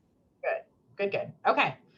The other thing you guys will see is if we can't, when we grow out, when we take samples and we talk about getting cultures for infection, right? So we take blood cultures and you guys are going to see, we're going to take it to the lab and we're going to use what we call on here where they are putting us a sample, you know, we're smearing some. So say we gave them a sputum sample. Okay. So what they're doing is they're going to stain this with, it's called crystal violet. And it's a rinse with water that's going to pick up different colors for this, okay? So then they're going to immerse it in this grams ion solution, and it's going to tell us if it's a positive or a negative bacteria, okay? So if we don't know exactly what the bacteria is, but we know it's either positive, negative, when we talk about we're going to gram stain and do a culture and sensitivity, we're going to try to find out if it's a positive, negative, and then we're going to use the antibiotics that work for those type of two, if it's a negative or a positive. And you can see where those the sputum sample and the things that we are looking at, the infection that we're looking at, it kind of looks rotty. See how these look longer? They look like a little piece of, you know, candy or whatever you want to call it. And then the violet picks up, it can tell us what shape and staining, it can tell us what type of organism, a positive or negative, we have. Okay. So that's a quick way if we want to start them on by antibiotic, but we're not sure exactly what it is yet. It can tell us, at least it can give us that information. Okay. So that's what, when they talk about gram stain, that's what they're doing. Okay. So now with, yeah, go ahead. So you're saying with that, those gram stains, basically it's given us a broad spectrum type antibiotic that can be used, right? Correct. Yes. Okay. It's going to give us an idea of if it's a negative or a positive, bacteria. Okay. So we can start them on something that would work more towards a positive or a negative one. Exactly. Right. All right. So the other thing is that I like to show you guys about this is before we give antibiotics, we always know we want to do, if you'll have an order for a gram stain blood and a blood culture to do, right? So we want to do that. We have to do that before we give them the antibiotic to treat them with. Now, the different ways that they like to do this is empirically, prophylactically, and therapeutically. Okay. So, what do you guys, so if you guys look at this, the prophylactically, what are we doing? Why are we doing that prophylactically? You guys kind of know that term, prophylactically. To prevent something. So where have you guys seen before, they'll talk about in surgery where they're going to hang an antibiotic like within the hour of cut time when we're talking about surgery. So what are they telling me there? And what are they trying to do? And this is one of the standards to help prevent infections when you go to surgery. So this is the common one that you guys see the most. So basically they're saying they want to get that antibiotic hung between that 60 and 0 minutes before that surgeon cuts into their body. So if they're doing like a knee surgery or they're doing an abdominal surgery, they want to get that antibiotic in within the hour, not like 2 hours before. They want to get it within. So when those surgery nurses are coming in early in the morning, when you guys are doing the first cases, they have to time that perfectly because they want to get that antibiotic. All the evidence-based medicine has told us that if you get it within that 60 minutes before the surgeon actually cuts the patient, within that time frame, the 0 to 60 minutes, that's the best chance that those patients aren't going to get an infection. Okay. And sometimes we take prophylactic meds, right? When we think like if we're going overseas to work with an area that has some bugs that we don't want to get and stuff. So we take those. A lot of times you have to work with like nausea. A lot of times they'll sometimes give you a stomach ache when you're doing that. All right. Therapeutically. So we know that we're going to give antibiotics therapeutically for an infection that we already have, right? We know that. Now, empirically is a statement, thing that you don't hear too much about. So that's basically if I say, we'll use pediatrics, for instance, that there's a strep going on and that child came in and they have all the symptoms. They have the sore throat. They have all the symptoms that we know is going around in the community. So pretty sure they have strep, that we're going to do it off the literature of what's running, what's going around in the community. And we're going to just go off the symptoms they had told to give them that antibiotic because we know that particular bug is going on in the community. So it says treating signs and symptoms of infection disease based on observation and experience without understanding the cause of the disease or the specific way the therapeutic it improves that. So empirically, we know we're going to do that because they have everything that is lining up for that. Okay. Does that make sense? Okay. All right. So I'm not going to go, I'm going to run down these, just a rundown. You guys have looked at antibiotics, I know, in pharm.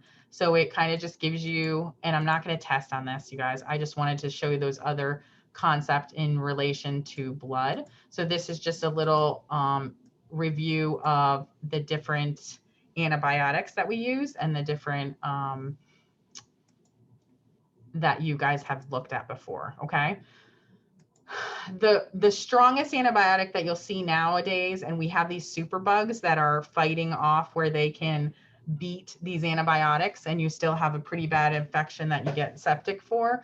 Vancomycin is pretty much the strongest one that you'll see out there. These clindamycin, vancomycin. So if you're using vancomycin, you're using the big dogs to try to treat whatever this patient has. Okay. The other thing that I like you guys to see is when you get a culture and sensitivity report, and usually this doesn't come around till like 3 days. So when we're growing out that, you'll see the lab will say no growth. So they haven't seen anything grow out because usually a lot of these bugs, these bacteria, these viruses don't grow out for 3 days. Okay. So when we send the sample down, it's kind of frustrating because you're like, hey, what is going on? What do we have? All right, so when you guys look at this, if we're looking for the sputum sample, we're going to do a culture and sensitivity.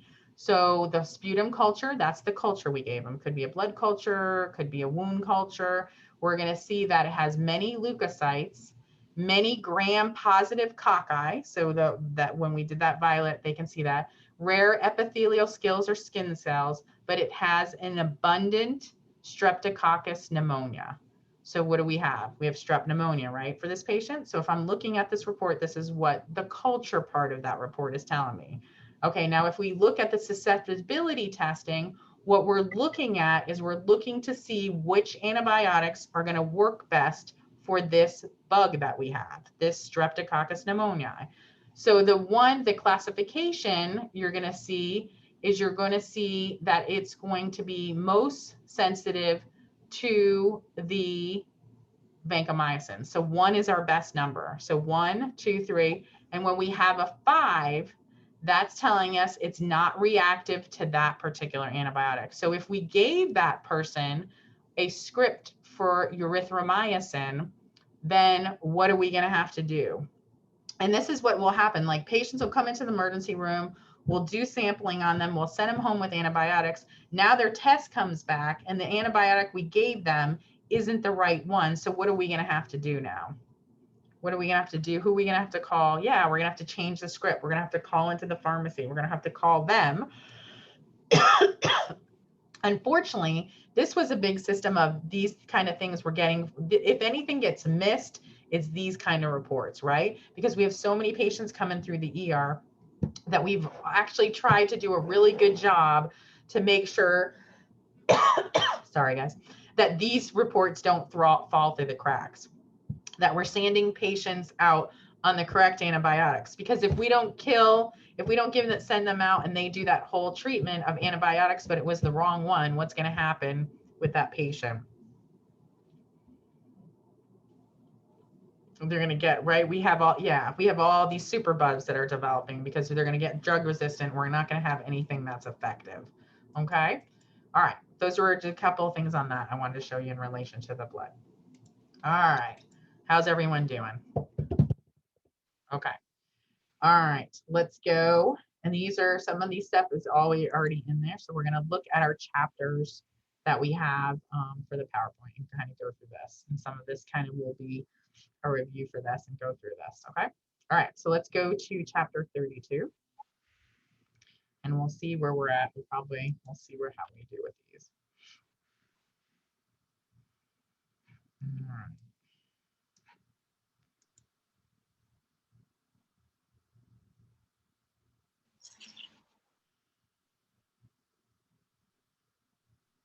Okay. I'm like, sometimes I wait and I'm like, it's already there. I just have to get on there. Okay. All right. So let's look at this in your book. Now, this is the stuff that lines up with your book. So I'd like to go through this, but some of my pictures and the other are easier to see. All right. So we looked at this already. We talked about this, the plasma, which is that fluid portion of the blood. And then we know the cells that are in there. Okay. Here is the stem cells and how they go out. The diagram that is yours. So this is a little more comprehensive, but I think it's harder to read because I was looking at it and I was trying to see where I could do the split. And this was a little more complicated. Okay. So same kind of information. It's just a little more in depth and it's going into the lymph organ and the blood, but here's the blood factors that come. Now they're also looking at, let me see if I can zoom this up to show you guys. And we're going to talk about this when we get to the HIV section, but they're looking at T cells and B cells, which are off the plasma cell, which they're looking to show you how those form. Okay. So they're kind of adding a couple things, but the thing we talked about. Now, the other thing that you'll see with monocytes is they mature into macrophages in the lymph organs. Okay. And so they're doing just a little more detail, but it's a little, I like to go with the kind of easier version of that. Okay. All right. So let's look at this. Sorry, guys, my slide, I zoomed in it. So let's see if we can answer some of these. All right. So is the following statement true or false? Hematopoiesis is the complex process of the formation and maturation of red blood cells. Is that true or false? Formation and maturation of the red blood cells. Yeah, that's true. So I can't even talk anymore. Hematopoiesis is that complex formation of maturing cells. So we're going from those stem cells and maturing that whole process. Good. All right. Red blood cells. So we're looking at those. We know that they're called erythrocytes. We know there's hemoglobin and reticulocytes, erythropoiesis. We can get this. Iron storages are helping us in metabolism to form those. Vitamin B12 and folic acid is in help develop those, and then we can have destruction of those. That happens. All right. Here's the difference. Granulocytes, eosinophil, neutrophils, bands shift to the left. And then agranulocytes, monocytes, lymphocytes, and then they're putting those part of those lymphocytes or those T and B cells. So where we're going to talk more about those in the AIDS. All right, and then platelets, you're going to see those different types that they can produce there. All right, plasma. So we know that's that water part, has that albumin And you might see where we replace that element of albumin to help with the patient, globulins, and then balance it impacts on our fluid balance because that's the water portion of our blood, right? All right, here's question 2. Let's see how we do on this. Which type of cells increase in number when the patient is exposed to a bacterial infection? What did we say?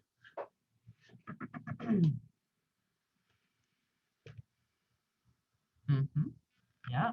So remember those neutrophils. That's how I always like to remember that. Okay. So yeah, the neutrophils are the mature circulating red blood cells. When a bacterial infection occurs, those neutrophils will increase in order to phagocytize. They change up the word for me. The bacteria. So there's those Pac-Man eating cells that are going to help clean that up. All right. These are the different reticuloendocrine systems where they're using with the spleen and the alveolar. So there's different places in our organs, right? So where are these alveolar macrophages found? So you can tell where these different systems are going to help clean up. Yeah. Where's the peritoneal macrophages? Yeah, so it kind of tells you where some of these cells are found that are going to eat up, that are going to clean up in those particular organs that we have some of that happening. And we knew that we had some of those happening in the lungs and in the GI and the Kupffer cells in those kidneys and stuff, okay? All right, so hemostasis. So we know that that is when we're going to form that clot and we're going to have these different, so what it's showing you guys is that there's those different factors that are going to happen, clotting factors, and there's those different properties to form a clot, right? So when we have a bleed or an injury, you're going to have the vascular phase, you're going to have the platelets coming, and then you're going to have this clot forming with these different pathways that happen when you clot up your blood, okay? And you've seen those before. One's happening in the tissues, one's happening with the platelets. So now the thing that I always like to remember, especially in relation to drugs and all this Coumadin and I'm trying to think of the word, they're using Eliquis maybe. Eliquis is a lot. There's like different ones you'll hear for different type of surgeries. Like the surgeon likes to use, Eliquis or this.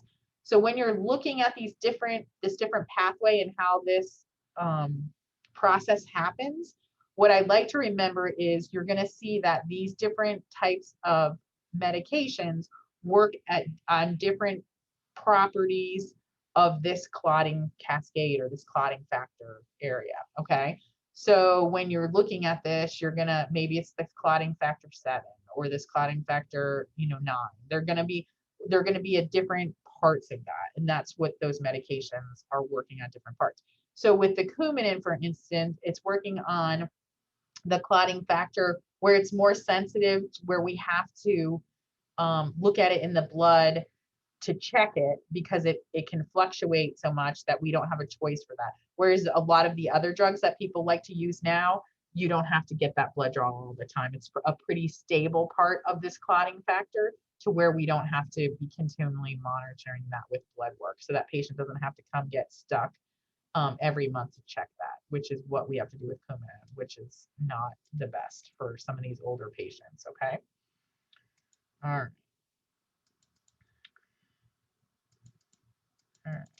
Let's see. Okay.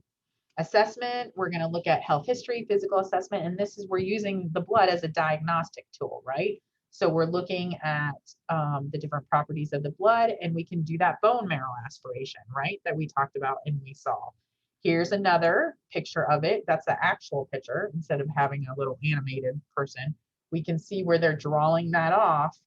If they're doing it sterilely, they have this person on their side and they're taking that blood out of that bone to see what's going on with that and what's happening with that, okay?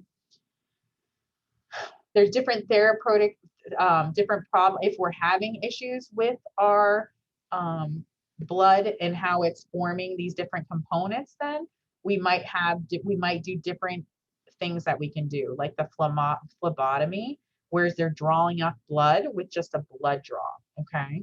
They might be replacing part of the blood, like in blood component therapy. They might be doing special preparations. They might be spinning down apheresis of the blood and they might be doing a hematopoietic stem cell transplantation. So you'll see a lot of this where they're doing different therapies to work on depending on what's happening with these patients' blood. Okay. So, and they may take out your spleen if that's producing something that in that blood component that we don't want to have there anymore. Okay. All right. Is the following statement true or false? When having a reaction to a blood transfusion. All right. So we haven't had a lot of things. Patients will present with the same symptoms and assessment changes. Do you think that's true with a blood transfusion reaction? Yeah. Yeah, that's a false statement. So there are a variety of complications and reactions that can occur from a blood transfusion depending on the type, and will determine the present symptoms. Okay. So if we're looking at that, we have to have donor requirements and we have to have donation types. So we can see different things that'll happen when you are donating blood. So you can have different components that are giving. You can also, this autologous, where we have, we're giving our own blood. So say we're going to have surgery in what's like May. Okay. So then we could possibly go to the blood. You can do this and it's costly. Go to the blood bank and donate your own blood. So if you need blood in that surgery, you can give, you can get your own blood back. Right. And so people want, sometimes want to do that because they would rather get their own blood, right, in case something happens, or get some like a family member's blood. Now, do you guys know the cost of that? Because now you have to go get it, which seems like it shouldn't, you should be able to give your own blood, right, without having a cost. But I know the latest going rate that I have heard about, if you want to get your you have to get your blood tested, and the blood banks have to run that blood, or the blood bank in the hospital, if they have that, if they're able to do that, if they're a bigger facility. What do you guys think the price for that to get your own blood back is? Anybody take a,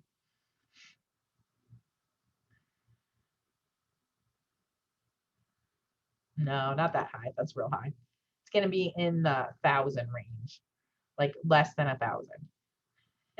Or did you say $100, girl? Or no, you said 100. No, it's not that high. But good trying to. So it's about $800 to get an own. And how many cc's do you guys think are in? What would you think? How many cc's are in a blood bag? Like when you donate blood, if anyone's donated blood, about how much blood do they draw off in a blood donation? Yep, close, a little high. So usually about 250, 300 if they really pack that bag. Good. 250 to about 300 is in that bag. So kind of like the size of an antibiotic bag if you're given like 200, 250 bag.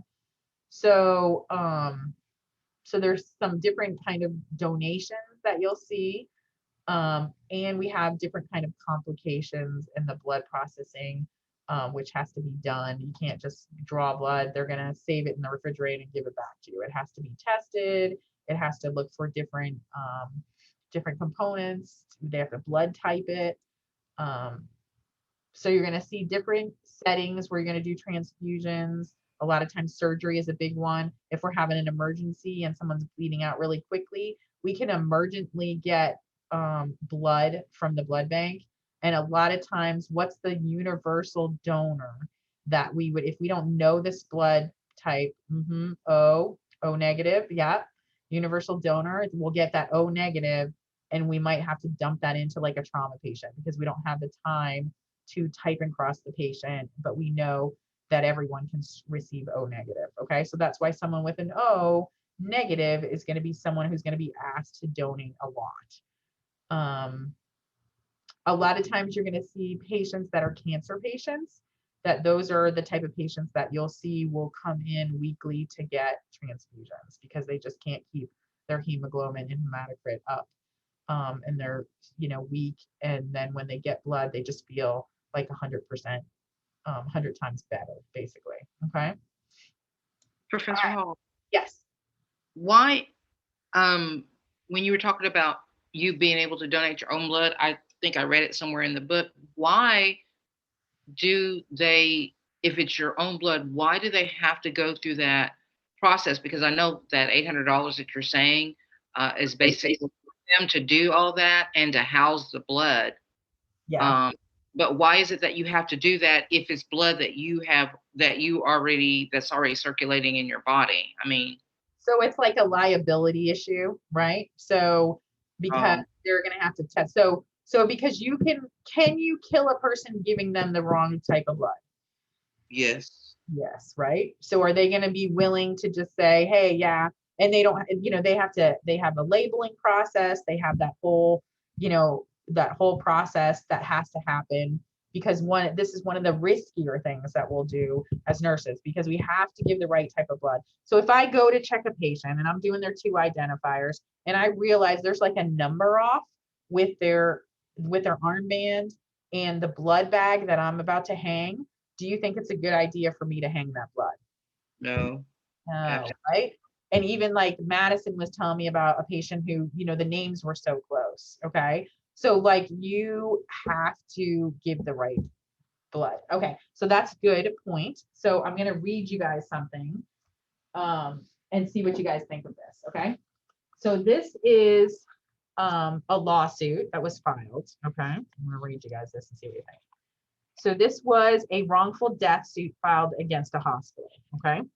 So it was filed in October, and the hospital was alleging negligence in the treatment of a patient that had led to her death. Okay. So the husband of the patient and the mother of the patient filed the suit, and it's on behalf of the patient's son, who's a minor. Okay. So the lawsuit said that in August, this woman was admitted to the emergency room complaining of pain all over. Upon admission, the doctor ordered 1 unit of packed red blood cells. Okay, you guys. So you've got whole blood, and then you have packed red blood cells where they're making those cells packed. So you're getting more red blood cells when we give that. So you'll see PRBC, packed red blood cells, a blood concentrate, but the transfusion was put on hold. Okay. Wright had sickle cell anemia, and her lab test showed her blood was cold agglutinin positive. Okay. So the lab test information was conveyed to the nurse on the surgical floor around 1:53 a.m. Okay, in August. So the patient's hemoglobin continued to fall, and the doctor ordered the packed red blood cell transfusion. So the suit claims the blood for the transfusion was not warmed per protocol for the patient in her condition. Okay. So there's what we call cold agglutinins and warm agglutinins. Okay. So when the blood is cold, what happens is this agglutinin, which is gonna cause the blood to have a problem transfusing, shows up. So when you have a cold agglutinin, you have to warm the blood to give it to not have issues, because this property in the blood is causing a problem for the patient to receive that blood. Okay. During the procedures, Wright's temperature became elevated to 100.2 degrees in Fahrenheit, and the transfusion was halted.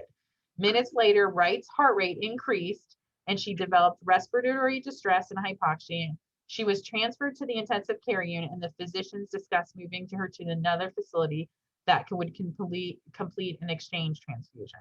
While in the ICU, the physician reportedly noticed that the patient was given blood without a warmer as recommended with positive cold agglutinin antibodies. So it's an antibody that shows up when the blood is cold, but if it's warm, it's not going to cause a problem.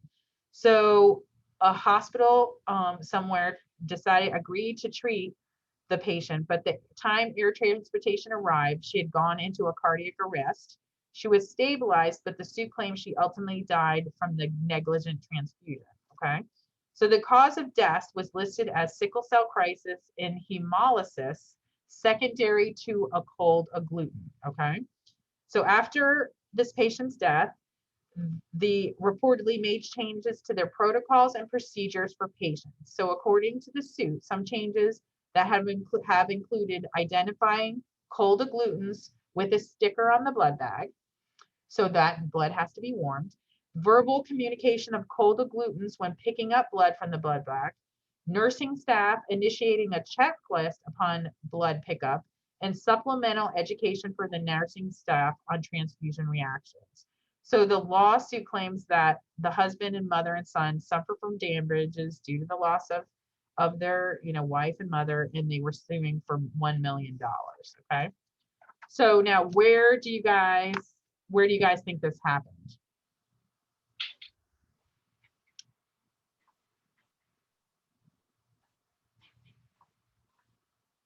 Texas.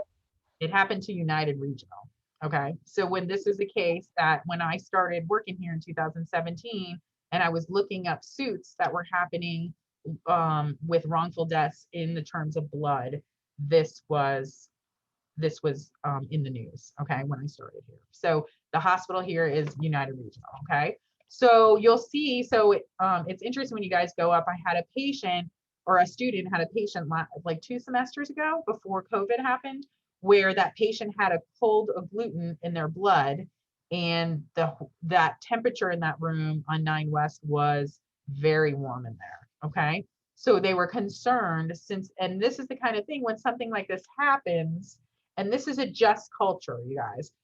And we're going to talk about this in leadership, where the just culture is we're not going to blame one person for this happening, because there were several steps in this process that could have been fixed, right?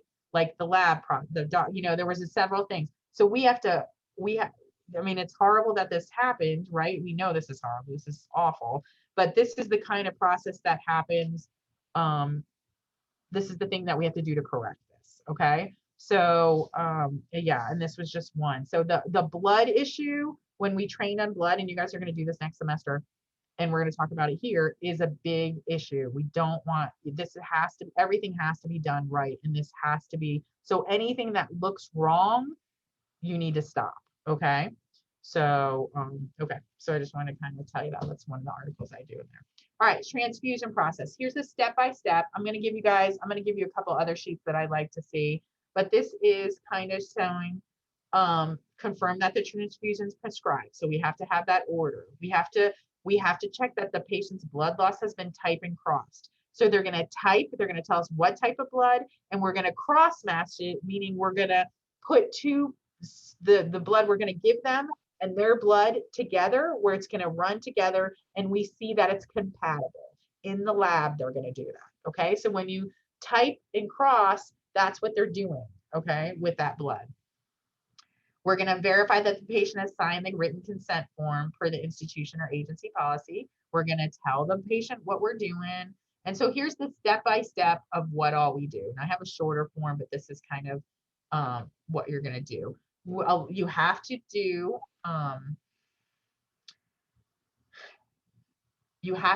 vital signs right before you hang the blood, because the different things that we're going to look at, different transfusion reactions, couldn't be what's the worst one? Like what's the an anaphylactic one, where if they're having a febrile one, which is an increase in fever, or they're having an anaphylactic one, which is what's happening bad, that the anaphylactic one is what we worry about, right?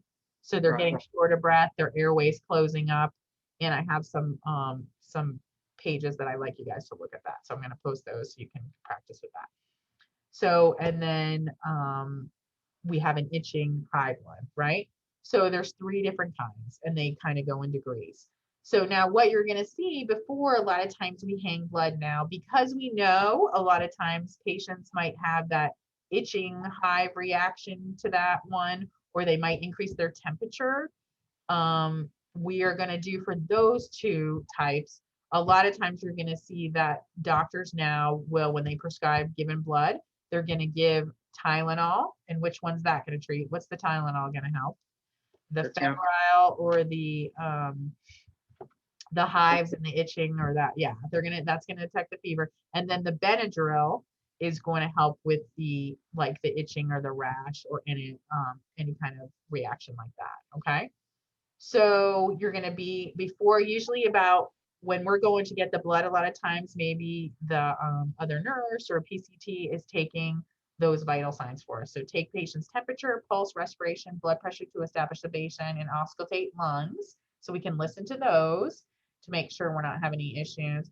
And you can look at that jugular distension to serve as a baseline for comparing during transfusion. So that's going to tell us maybe if the heart's not handling that blood very well, and right, that fit and that JVD is looking where that that fluid's backing up and kind of telling us that we might be having some issues. All right. Use hand hygiene, wear gloves. Okay. So there's a whole step by step. We're going to be, and so we'll look at that again. But this is kind of a nice transfusion kind of diagram for that. All right.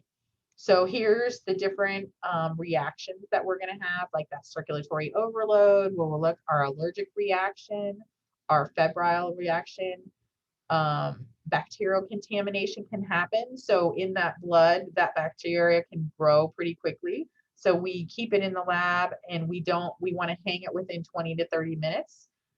Standards 30, some places will put 20. They want it in faster than that. So you're going to have those vital signs done before, and then when you come and you start hanging it, you're going to give normal saline on one side, blood on the other. You're going to have a Y connector tubing, and we're going to give the blood through that, and we need to get it started pretty quickly. There's also transfusion related acute lung injury that can happen, or a delayed reaction that can happen maybe a week later from getting a transfusion. And we call that a delayed hemolytic reaction. You can get a disease if we haven't tested for something that we didn't necessarily know. Or when you guys go get tested for blood right now, what are they testing for to find out? This is kind of a way that you're going to find out if you have what's going on right now that they're going to test for with your blood. Yeah, the COVID, right? So they're looking for those COVID antibiotics to see if you had it. So if you're not sure and you're thinking, hey, I think I might have had COVID, like I had kind of like the allergy part of it, or I was like weak for a couple weeks. So maybe I had it, but I just, didn't have much of many symptoms from it. The way to find out for sure if you did have it is you can go donate blood right now, because they're testing for COVID and they're going to tell you if you have the antibodies from that. So if you have possibly had it, they're going to be able to tell when they draw your blood. Okay. All right. Let's look at that. So when we have reactions, we're going to have to stop that blood right away. We're going to have to assess that person, and we're going to have to let that provider know that we've had problems. So what you have to do with that, if you do have some kind of reaction to blood, you're going to return all the blood tubing and everything, because they're going to have to test it to see what the deal is. They tested it and it should have been fine, but we're going to have to do this and send that back to the lab. And we're going to have to get samples. If you get a urine sample, we might have to come and draw their blood again. And all that has to go back, and we have to document for that. Professor Hall? Yes. On the blood, when you're saying that if a patient has a reaction, you have to return it back to the blood, back to the lab, and the tubing. Are you saying the tubing that went all the way to the patient? Correct. Also? Okay. All right.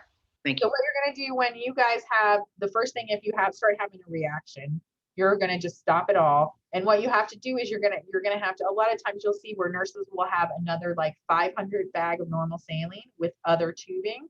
So because so when you're running the blood, you're doing normal saline on one side and you're doing the blood on the other side, right? So now if the patient's starting to have a reaction, do I want to turn off the blood on the one side and run that normal saline and push that blood that's in the line into the patient? Do you guys think that would be a good idea? No, you don't want to do that, right? So what you're going to have is a whole other setup to have ready to unhook that from that patient. And then that blood bag that's hanging, that normal saline, all of that, you're going to put that in a bag. A lot of times they'll do like a biohazard bag, and you're going to send all of that back to the lab, because now they have to retest and find out what happened with that. Okay. So yeah, that's what happens. And then a lot of times it's like, for instance, those patients will have Foley catheters in, and so you're going to have to do a sample of the urine. And a lot of times you're going to have to, I've seen, it's interesting where if you guys have, for instance, a congestive heart failure, right? So their heart is not pumping as well as, say a younger person or a person without those issues, then do you guys think it would be a good idea to run that blood slower for that patient than a normal person? Yeah. So we'll run that a little slower. We'll, be in there. A lot of times we have to do vital signs for 15 minutes times a certain amount, times like first hour. So you're in there while they're receiving this, because that's when you're likely. Now, the thing with this is sometimes a nurse, and what I like to teach you is when you're given blood, you want to put the blood all the way to the end of that tubing, okay? And so then when you start it, the patient's gonna start receiving that blood. If you don't prime that blood all the way to the end of the tubing, then you're gonna have to wait for that, like you've primed it with normal saline and now you're putting the blood through. If you don't get that normal saline out of that tubing, then you're gonna have less of a reaction. It's going to take a while for them to have a reaction. So when I do those 15-minute vital signs, I want to make sure that blood is all the way to the end of the tubing and not that whole tubing of normal saline. If I'm in that room, I want that blood to start right away. So I need to put that blood all the way to the end of that tubing, okay? To start going. And then start taking those vital signs, like you do 15 minutes. There's a couple, instead of doing a transfusion, we have some other growth factors or erythropoietin, or we call them colony stimulating factors, that will help regenerate red blood cells with pills, for instance, that are going to help, instead of like with a Jehovah's Witness, right? They don't want to get a blood transfusion, but they can, there's some different medications that can help. Now, do they work as well as a transfusion? No, but hopefully they would help to regenerate blood cells. And these are some of the different things that we can use instead of giving them blood if they're refusing to get blood, okay? All right, guys, I'm gonna stop here for this. So, and then I'll kind of put the other stuff into the next one, the next section, okay? All right, how's everyone doing? Hanging in there.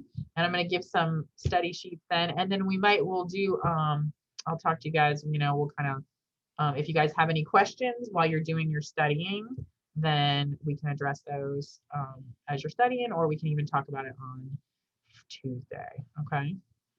Can we have a review session now? You guys got all the material. You got to study those strips.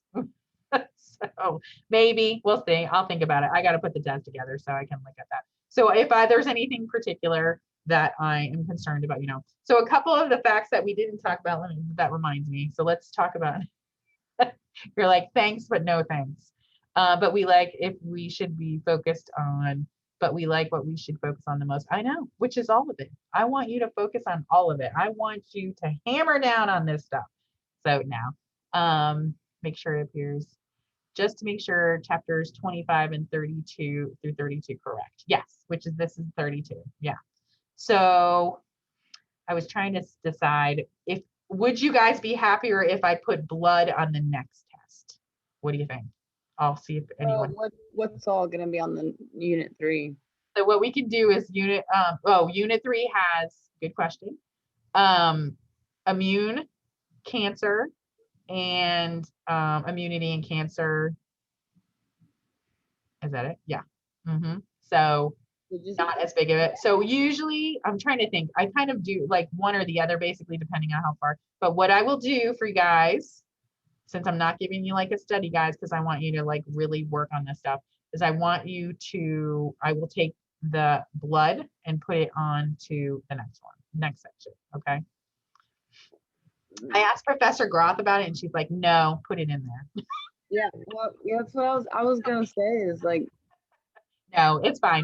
I rather you put hemo in there so that way there's less cardiac questions. No, because you guys are gonna study cardiac well. I will, we can do some practice questions, and yeah, I don't believe, yeah, she's saying, yeah, hammer down. Professor Hall? Yes, ma'am. Yes, Valerie. Okay, so just clarification on, our test is going to be next week on the 18th, correct? Correct.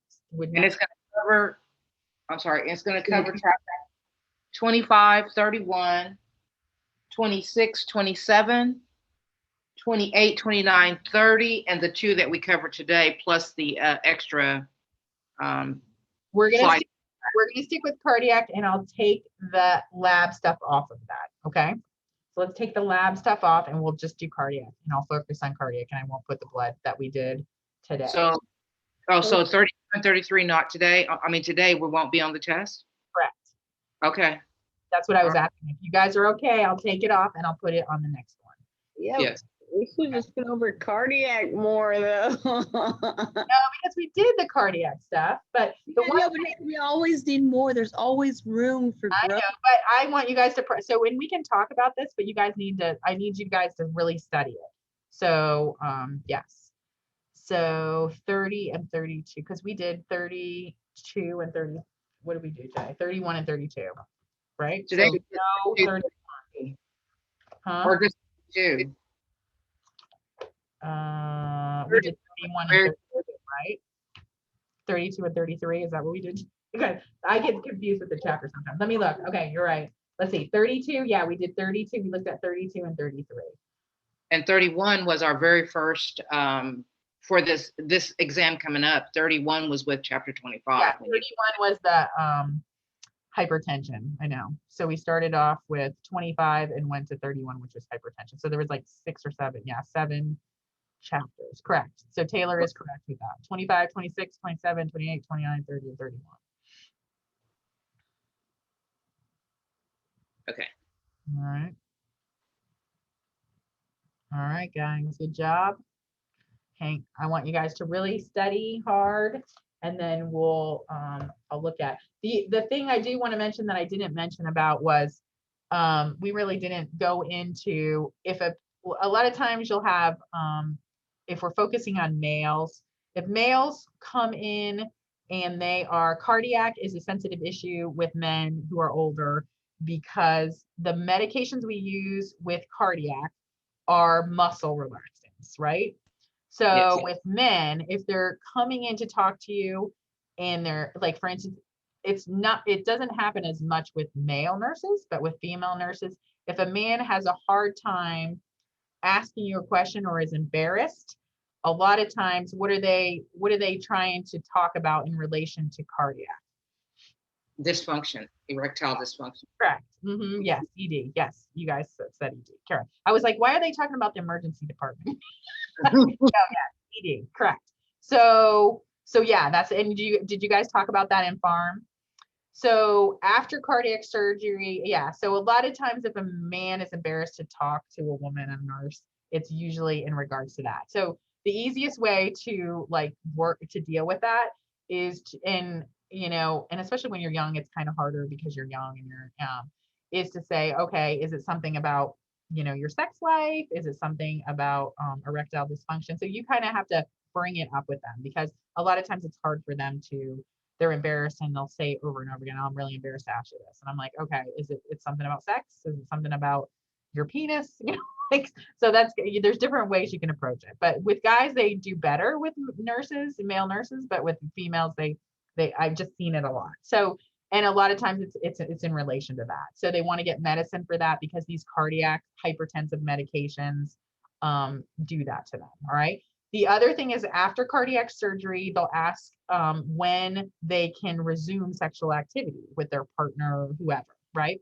So a lot of times what we like to say is you have to be able to climb 2 sets of stairs without a lot of trouble, basically. Okay. So if that's kind of one of the things that I didn't really include in there that I wanted to mention with that. Okay. So 2 flights of stairs for when they asked about this particular situation, if they're having issues with that, okay, is our standard that we give them, okay? All right, I'm trying to think and I wanted to work kind of on some, and we'll work a little about this. I want to see if our mannequins can do like an S3 and an S4 sound so you guys can hear S1, S2, and you guys, I always tell you guys, if you listen to your lung sounds, you listen to your heart sounds, you practice normals, and then when you hear abnormal, you might not be able to identify it, and you'll get better and better at identifying like an S3 and an S4 if you're working with patients like that. But the thing is, you'll know it's not normal, right? And then there's other people that can help you learn what the difference is, like what a murmur sounds like, because like a lot of kids will have murmurs, but then they grow out of them, right? Or if we're having CSF, it might have an S3 or an S4 where you're hearing those extra sounds. So, okay.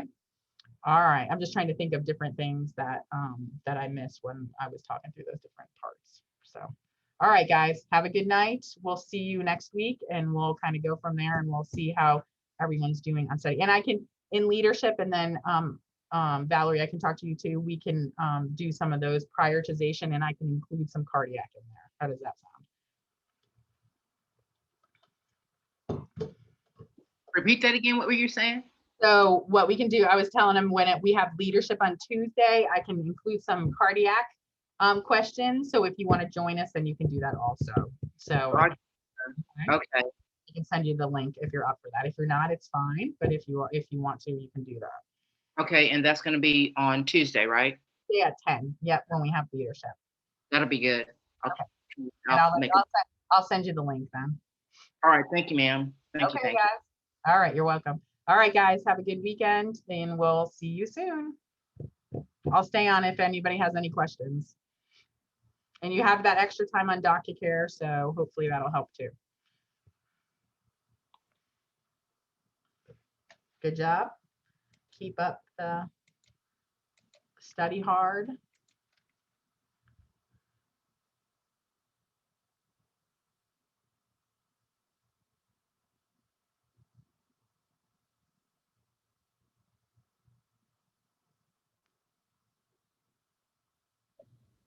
Professor Hall. Yes, ma'am.